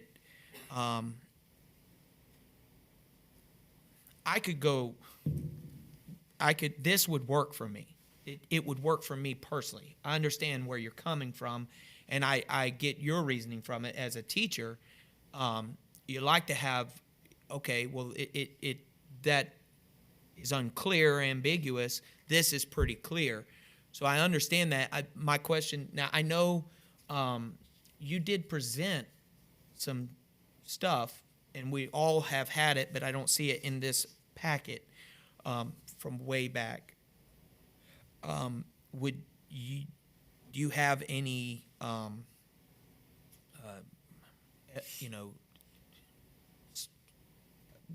drafts or rubrics or anything like that with you? I did not bring it with me. We've done it so many times, and I brought it before, but I was not prepared this And time to do that. Well, Okay, well, when we looked one at of the- that was very specific, and that would, I thought it was over the top for what we are doing here. well, one of the questions on this one is, did you have any concerns with this material? I think that pretty much covers all of the other concerns and questions that have come up. And really, looking at this, it's one of the more subjective questions on here, because it's, our concerns. And so, I think it, for our purposes, I think it's a point of being able to, like what Justin said, document and be able to share that viewpoint and that information with the county commission. So I think it does work. My comment would be on 3 of these questions. What audience does the publisher recommend? This is on page 2. Do other public libraries have this material? Has the material won an award? I would hope, Adam, you and your team would be able to help us fill in a few blanks on that. Yeah. Specifically for the question, do other public libraries have this material? Where is it shelved? So if we were to get a request for reconsideration, or if we have a question about a particular material, we do look at surrounding libraries. We try to look at libraries of similar size throughout the state of Florida. We don't look nationally, we look geographically for us, but we do build a list of this, and we could give that to you all if you wish to have that list. We probably pick, I would say, between 10 and 15 libraries to see a good section of which libraries have it or not, or where they put it. Some of that research would help me. But it also doesn't stop you from going out and looking at other libraries if you wish as well. So if you had another library you wanted to check, our list isn't exhaustive, it's just geographically close to us. Right, and with that, it would be, say for instance, if the publisher is saying, hey, this is for young adults, that in itself, we can determine if it is for young adults or not, depending if it is material that is concerning. So if we wanted to, we could say, look, this is what it says for young adults. After our review, we determined that this needs to be in more of the adult section, where we're put in that that restrictive area, for that. So yeah, I see your point with that, and I think that would also come down to is the audience. Who is this intended for? The publisher might say one thing, but that's for us to decide and advise if it is or not. Right. I think that question gives you a little bit of background and just overall idea of like, okay, this is what the publisher said as a starting, reference point. Yeah. We had also spoke about the material won an award. There was concern that it would be specific awards to one viewpoint or another. But we had said we were looking like Caldecott, those kind of awards, not necessarily a group giving them an award. It was more like a national award or a writer's award. And same way with the professional review, that we could look in multiple places for that on the internet and do our homework before we brought that back. I think that's a good point. Specifically with the award, I can award anybody for anything. Right. But what weight does that carry? Right. And so I would like the specifics, but that's also kind of like, we could say, okay, yes, it won an award for this, by this group, but does that really mean anything? And then, so we could, my point of that is these are questions, right? So it's really not a rubric. This is not, obviously, but these are questions that allow us, maybe provoke thought and allow us to kind of like develop our own understanding, our own opinion. They kind of give you a path trek down while you're doing this, because I mean, I don't remember who all was here for that, but that was quite a job, right? What we had, and you all had to read all of those books. There was only one that we had to read, but that was quite a job, right? And you definitely want to be able to have something to kind of help guide you down that. In my opinion, I personally am totally fine with this as written. I can make this work for me because it is, in a lot of ways, there's plenty of room here to work with, because I can take that stat and I can say, yeah, okay, this is that. Even with regards to the question as to whether it could not be read out loud, did you have any concerns with this material? I know that question is very vague. However, that leaves a lot of room there. So they could put at that point. Correct. I don't feel this book could be read aloud. Correct. That's a good point. So Yeah, thank you for the clarification. My only concern with doing it that way is somebody's got to read all of these and then put all that information together. Poor Taylor. Poor Adam. Debbie's replacement, whoever that is. And that was why I had originally mentioned a rubric, just because it gave clarity to quickly looking at something that you've debated and thought about and decided, okay, this is between a 4 and a 5. Do I really think it's a 4 or a 5 with profanity? Well, the depth of the profanity, I think it should be a 5. Right. It's got young boy profanity, young girl profanity, it's a 3. So I should probably provide some clarification on what you just said, though, is somebody has to read them. And I might be reading into this, but we are not rewriting the policy for review. Correct. So the policy for review is essentially, it comes before the board, we have an opportunity to read, we read this. As far as somebody reading these things, in reality, it's not, the onus is not on library staff to read these things. The onus is on us to make a decision at that next meeting when it's on the agenda and come here and we say, hey, based upon what I gathered, this is some of my points that I made. I'm going to say I am in favor for removing this book, or I am in favor of moving this book, or I am in favor of keeping this book as placed. So it's not that we would present these back to library staff and they look through them and gather through them. That portion has already been done. The only people that I could gather that would read this, obviously, is because it'd be public record. The public would have access to it. But in addition would be the county commission. And then they would have access to this information and say, oh, well, Member Campbell had this concern. You understand what I'm saying? Yes, I do. So as far as who reads this, I don't foresee county or library staff needing to read it. I mean, unless they have nothing better to do. And wouldn't they already have their review done? Correct. Before we do That is ours, correct. so we would have a copy of that review to go off of, and then we can place our thoughts. So ultimately, this is just a note-taking, provide that as an archive for the review, basically as it goes up and says this is where, almost like like when you get your yearly evaluations at work. That's good. Yeah. There you go. I think the guideline will definitely help. The rubric, I would like to see the rubric again. I looked through my stuff. I didn't have it.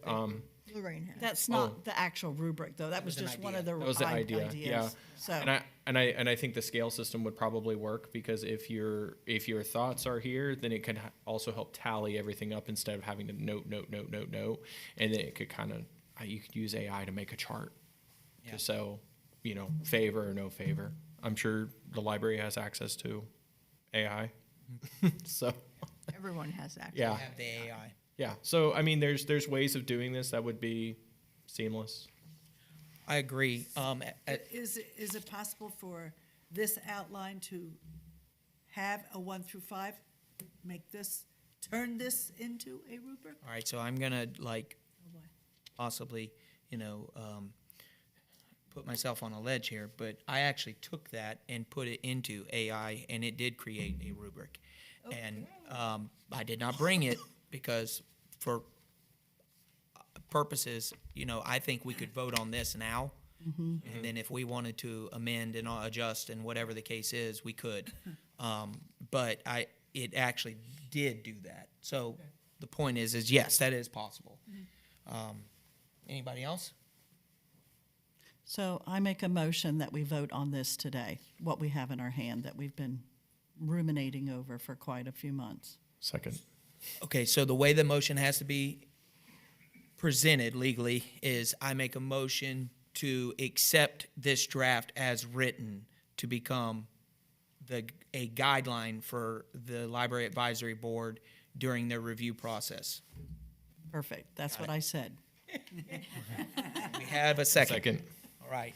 Because Now- that was my original, was that when I had to do this, was that there was no guidelines. I didn't know for sure what. Right. Like, it was very subjective, and I didn't know what we were grading it actually upon. And this does cover all of that. And like you said, we can go back later and make adjustments if we need to. Correct. Yeah, because I'm one of those, like I said, I'm horrible at note taking, but when I have something like this will let me put my collective thoughts onto paper. Seeing that we only have 6 people for public input, I'm not going to do my normal limit to fors and against. However, I will make a motion that we limit all speeches to 2 minutes. Yes. Second? Second. All in favor? Aye. Aye. All right. All opposed? Okay. So all speeches will be speeches. All public input will be 2 minutes.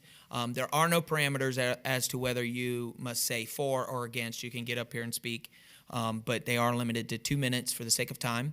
And if you already have a card filled out, you don't need a card filled out. If you don't have a card filled out and you'd like to speak on this motion as presented, you need to fill out a card.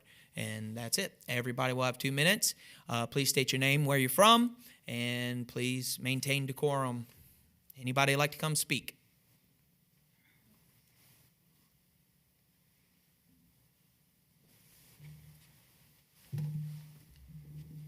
Again, my name is Ray Brown of Homosassa. This board today, It feels like it.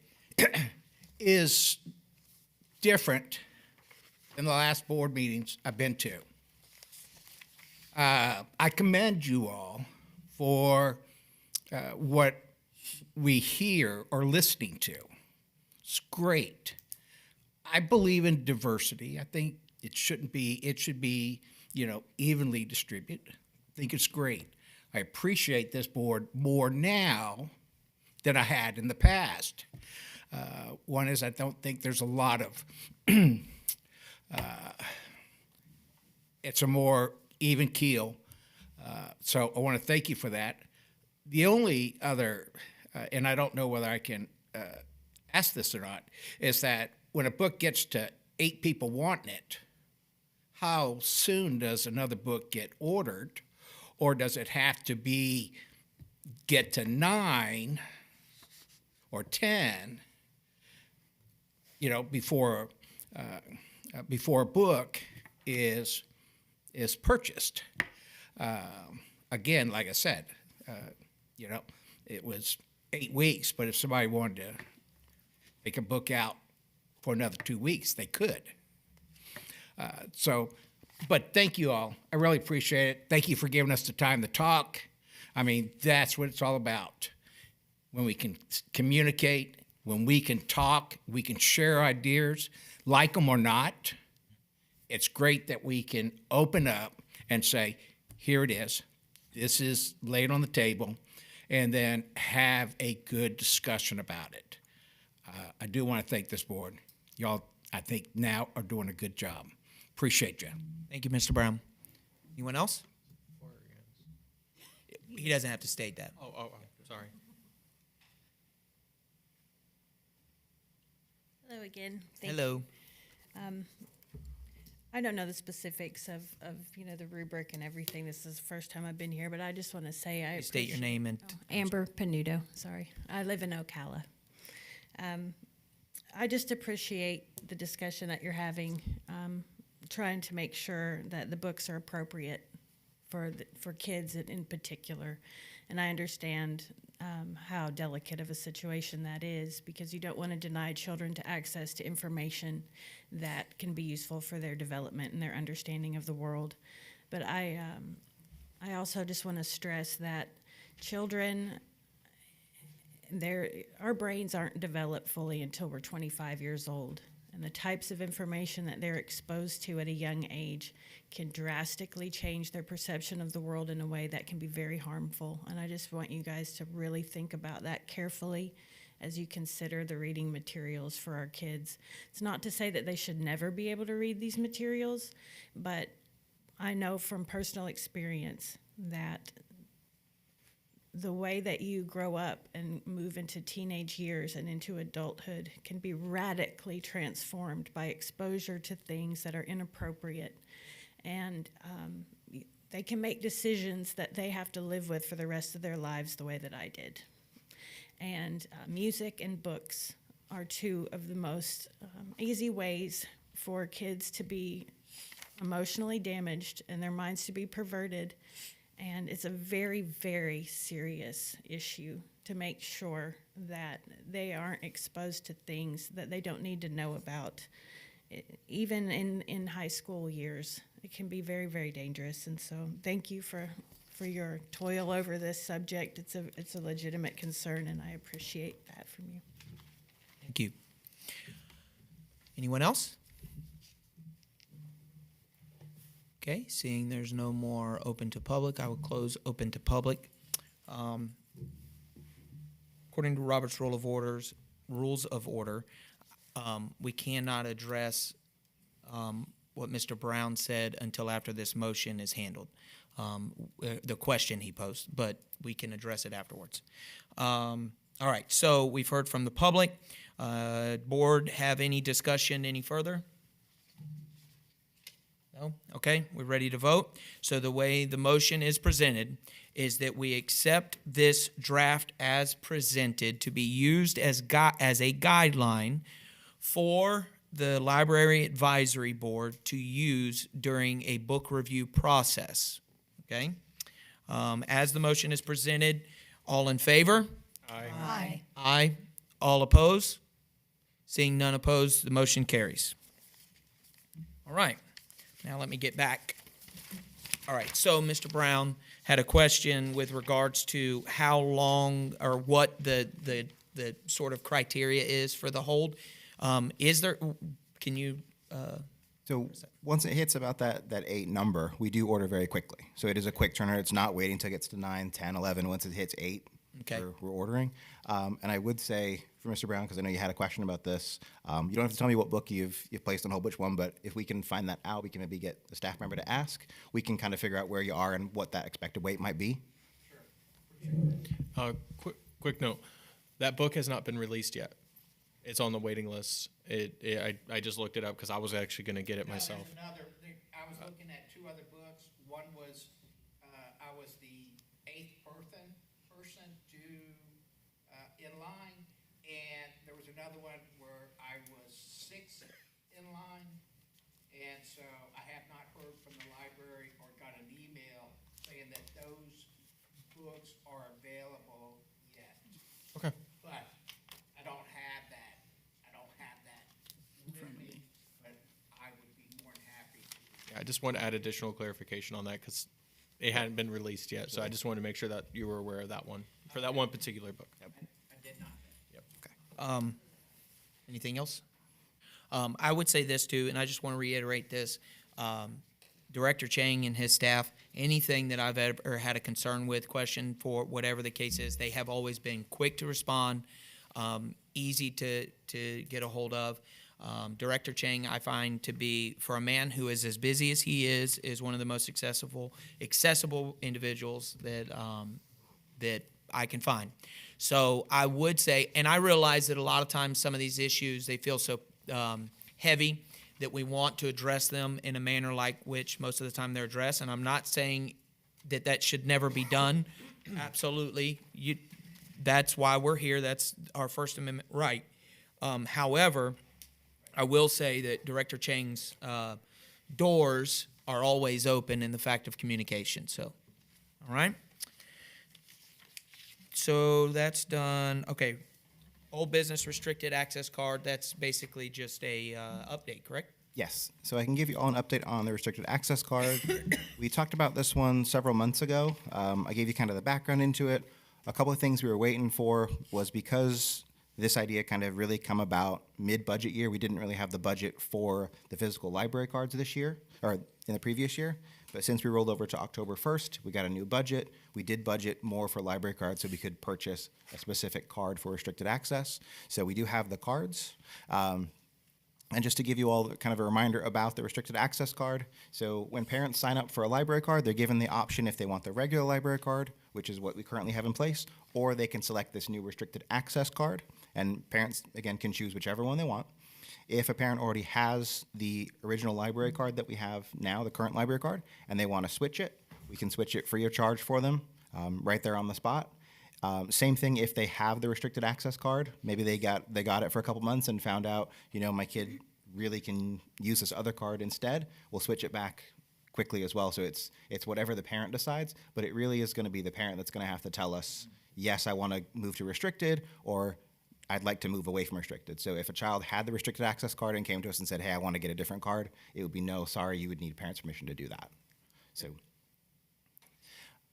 with the restricted access card, it does restrict quite a bit of material. So you'll see there's a slide up here. So this is what's available on that card. Everything else is restricted. So picture books, easy readers, nonfiction, juvenile chapter books, J-graphic novels, juvenile nonfiction, juvenile CDs, DVDs, and our STEM kits would all be available to this particular card.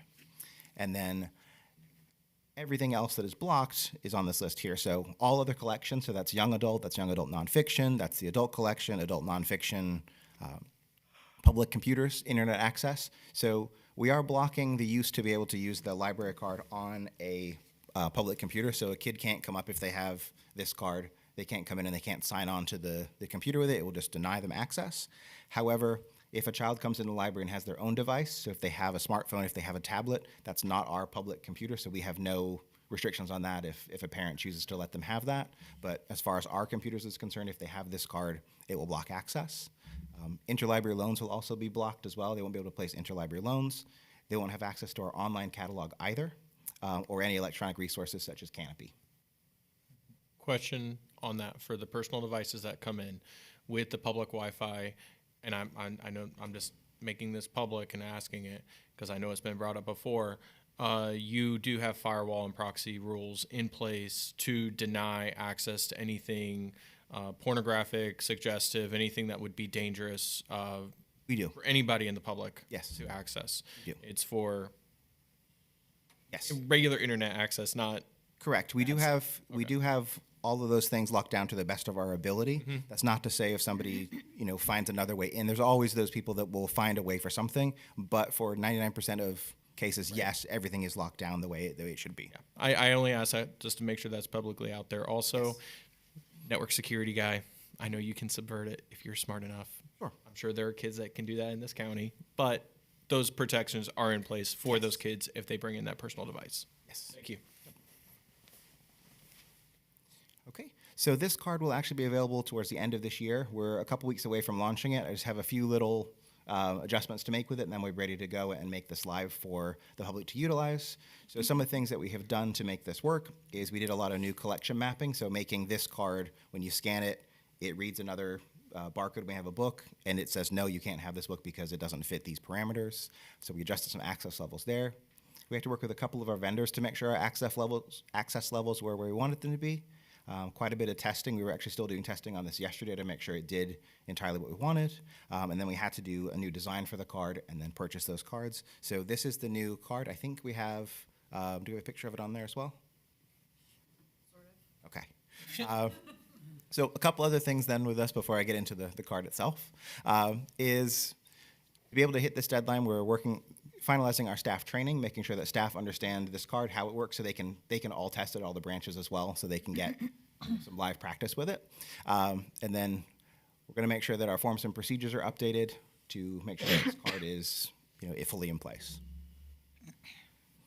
And then as far as how families and our patrons will know about this card, so we want to make sure that everybody knows about this card and has this option because it will be an opt-in for all of our families if they'd like to get this card, if they already have the existing card. So we're going to make sure that we have updated our library card application, so it's going to be split into two, so you can see, okay, I want the regular card or I want this Children's Restricted Access card. We're going to have signs at our checkout, our circulation desk, as well as in our youth room, so that's primarily where a lot of our younger families are going to be. They're going to be in the youth area, so we want to make sure we have coverage there. We're going to put on our digital displays. A press release will be going out shortly, and then it's also going to be posted on our Facebook through social media as well. Okay. And then here's an example of what of our flyers will look like. So you can see there, the one on the left is our circulation desk flyer. So it shows the card there. It also mentions kind of what it does and what it can't do. On the right, there's our social media graphic as well. What's unique about this card is the orientation of it. So all of our other cards are kind of sideways or landscape, and then this one will be a portrait. So it's easily identifiable for everybody to know that this is a restricted access card without having to write anything on it. It's still kind of a fun, colorful design as well. We didn't want to get away from kind of that theme that we have with a lot of our cards. They're bright, they're colorful, they're fun. It's still a kid's card. It still looks kind of fun and interesting. It's not just a bland card. So we made sure we made whatever adjustments we could make to make it identifiable, but still be a Citrus Libraries card. My only, not really concern, it's just I know that because I saw this whenever we didn't vote on this. This was something that Edith suggested. Then you went to work, and I say you, I assume you had staff work. Yes. Went to work and found this out.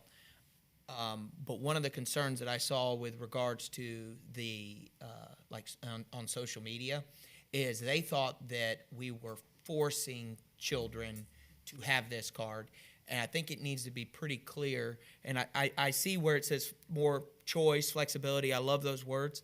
I think they need to know it's voluntary.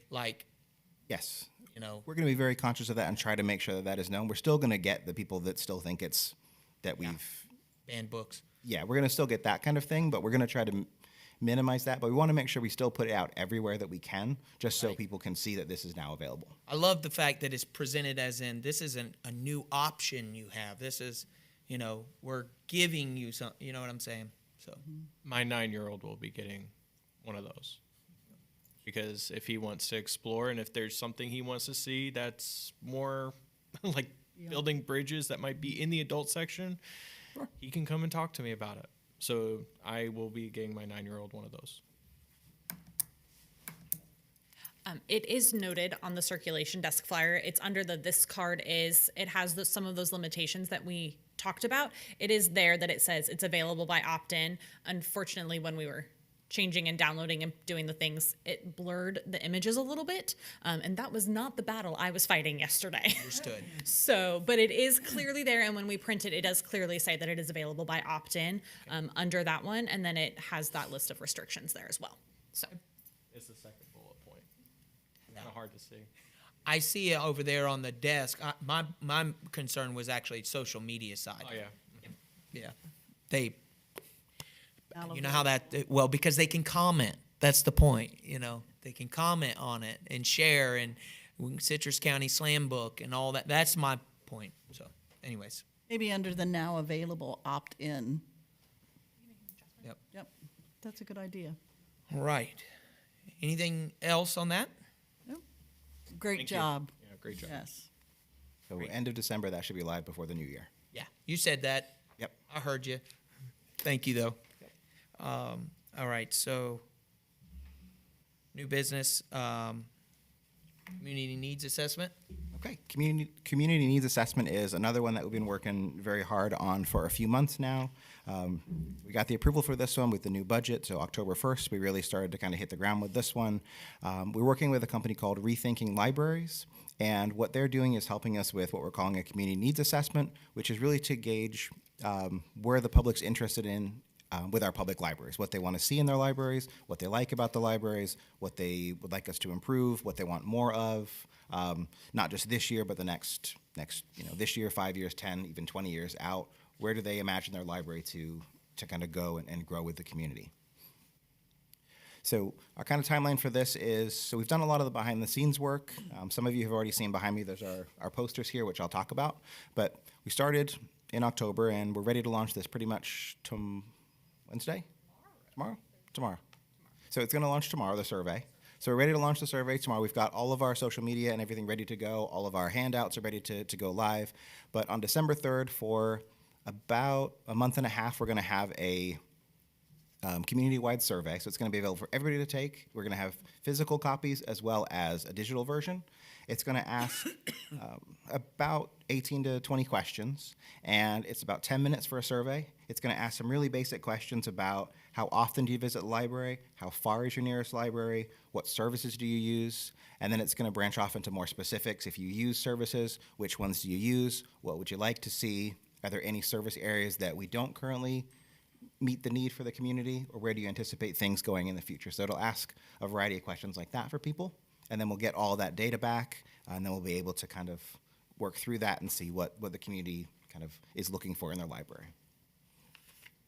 We're also doing facilities assessments. So this has been done in 2 phases. So our staff, as part of our Rethinking Libraries Community Needs Assessment Project, have done some facilities assessments. So they've gone around to all of our libraries and taken a look at things that are really strong, things that are just okay, things that need improvement, things that we're missing that we probably need, or possibly things that are on the list that, you know, they're there but we don't really need them.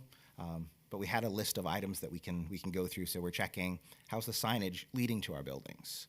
Do you know it's a library when you pull up to the library? Does it designate that anywhere? How are the grounds? How are the parking lot lines? Inside the library, is there wayfinding? Is there signage where you know where to go?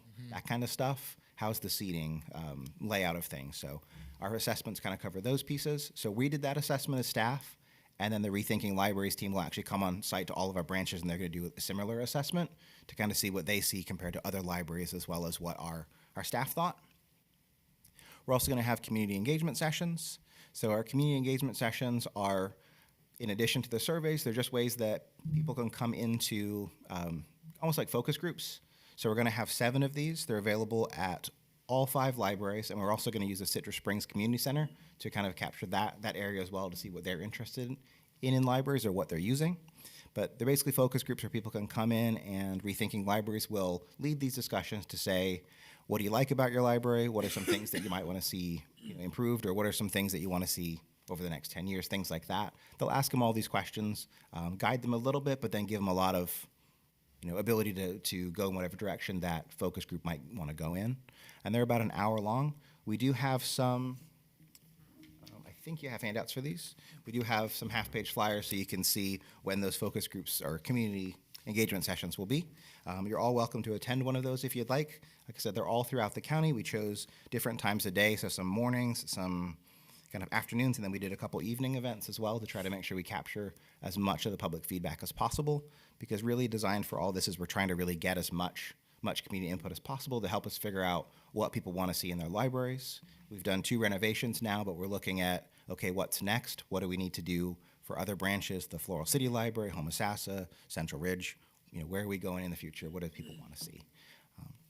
We'll also have a couple staff engagement sessions as well. Those are closed to the public, so we have 2 of those sessions where our staff are able to meet with the Rethinking Libraries team and talk about some things that they see or they hear from the public as well, or some things they might like to see in the future in the libraries as well.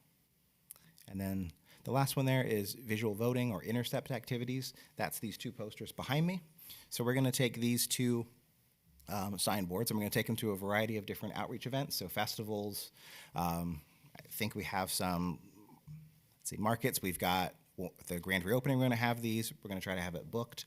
All these different places where we can try to get as much feedback from the public as possible again, but they can take little stickies and they can put them on 5 of the items that they would like to see in the library in the future. This isn't to say we're going to build all of these things, but it gives us an idea of what the public might want to see, whether they want more meeting spaces, whether they want a bookmobile, better parking, do they want more charging stations, do they want outdoor event spaces. It just gives kind of a starting point or some just visuals so people can take a look at and see what they might be interested in. But this process will take us about 6 to 7 months. We're anticipating to be done around April of 2026. Once we have all this data, Rethinking Libraries is going to come back. They're going to give us basically a presentation of their findings, and then we'll be able to take that information and kind of chart a course for the future.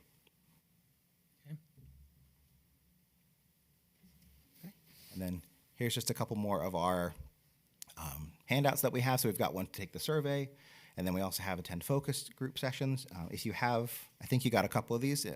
If you have anywhere that you think might benefit from having one of these posted, as far as people might want to attend, so if you could, get these out to different places in the community, we'd appreciate that, because again, our goal is to just gather as much feedback as we can from people. And then here's just another, a larger picture there of where all of our sessions are mentioned. Again, we've got some morning, afternoon, and evening sessions. They all take place in the span of a week. That's when the team will be on site to do all of these sessions. And it's also, I think, helpful to note that no library staff will be at any of these sessions. So it's all run by this outside company that we're working with. So we're not there to, rebuttal anything that somebody might have a concern about, or we're not there to, make people not feel as free to express things, if that makes sense. We try to stay as far away and make sure they get an independent kind of focus group. Okay. All right. And that's pretty much everything I have on the community needs assessment. Does anybody have any questions for me on that? No questions. Okay. Right. Board member updates. Any board members like to update? Mrs. Ebbets. Thank you. To my fellow board members, you know now that I will not be seeking reappointment, and I apologize for reading, but I don't want to forget anything important that I want to say. As to why I'm not seeking reappointment, there is one main reason. In the past, public input at the board meetings was informative and productive. However, the meetings now have become a focal point for grievances, politics, and uncivil behavior. This has created a controversial environment requiring the posting of a deputy sheriff.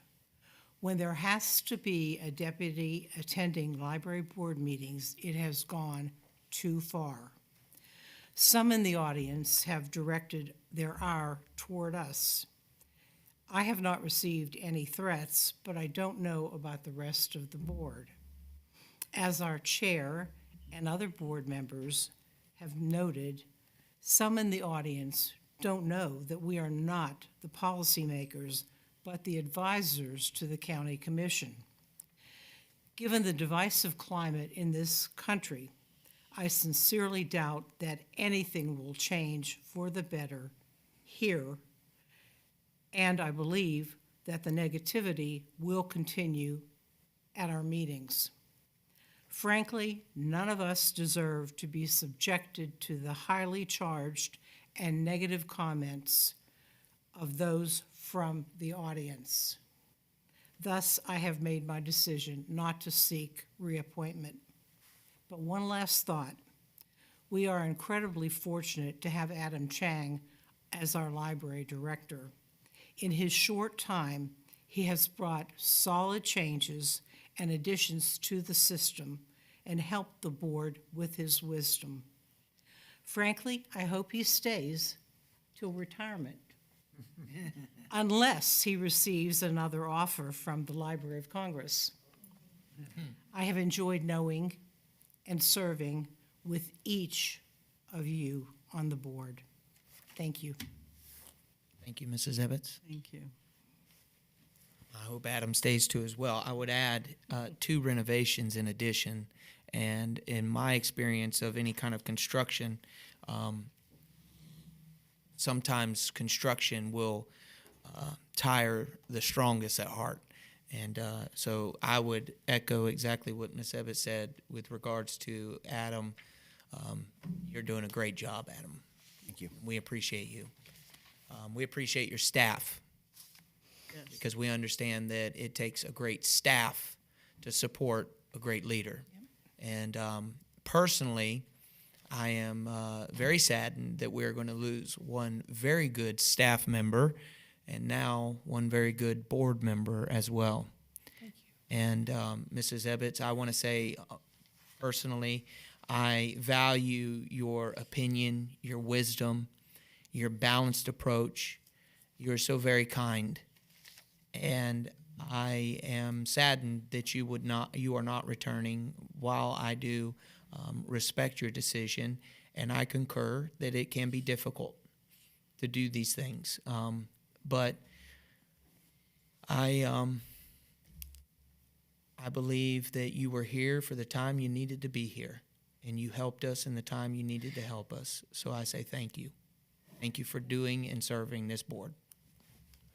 Second that. Thank you. I third that. Anyone else have a board member update? All right. Now, next meeting is February the 24th, 2026, at 9 a.m. right here in this building. Do we have a motion to adjourn? So moved. Second. Second. All in favor? Aye. Any opposed? Hearing none opposed, we are adjourned.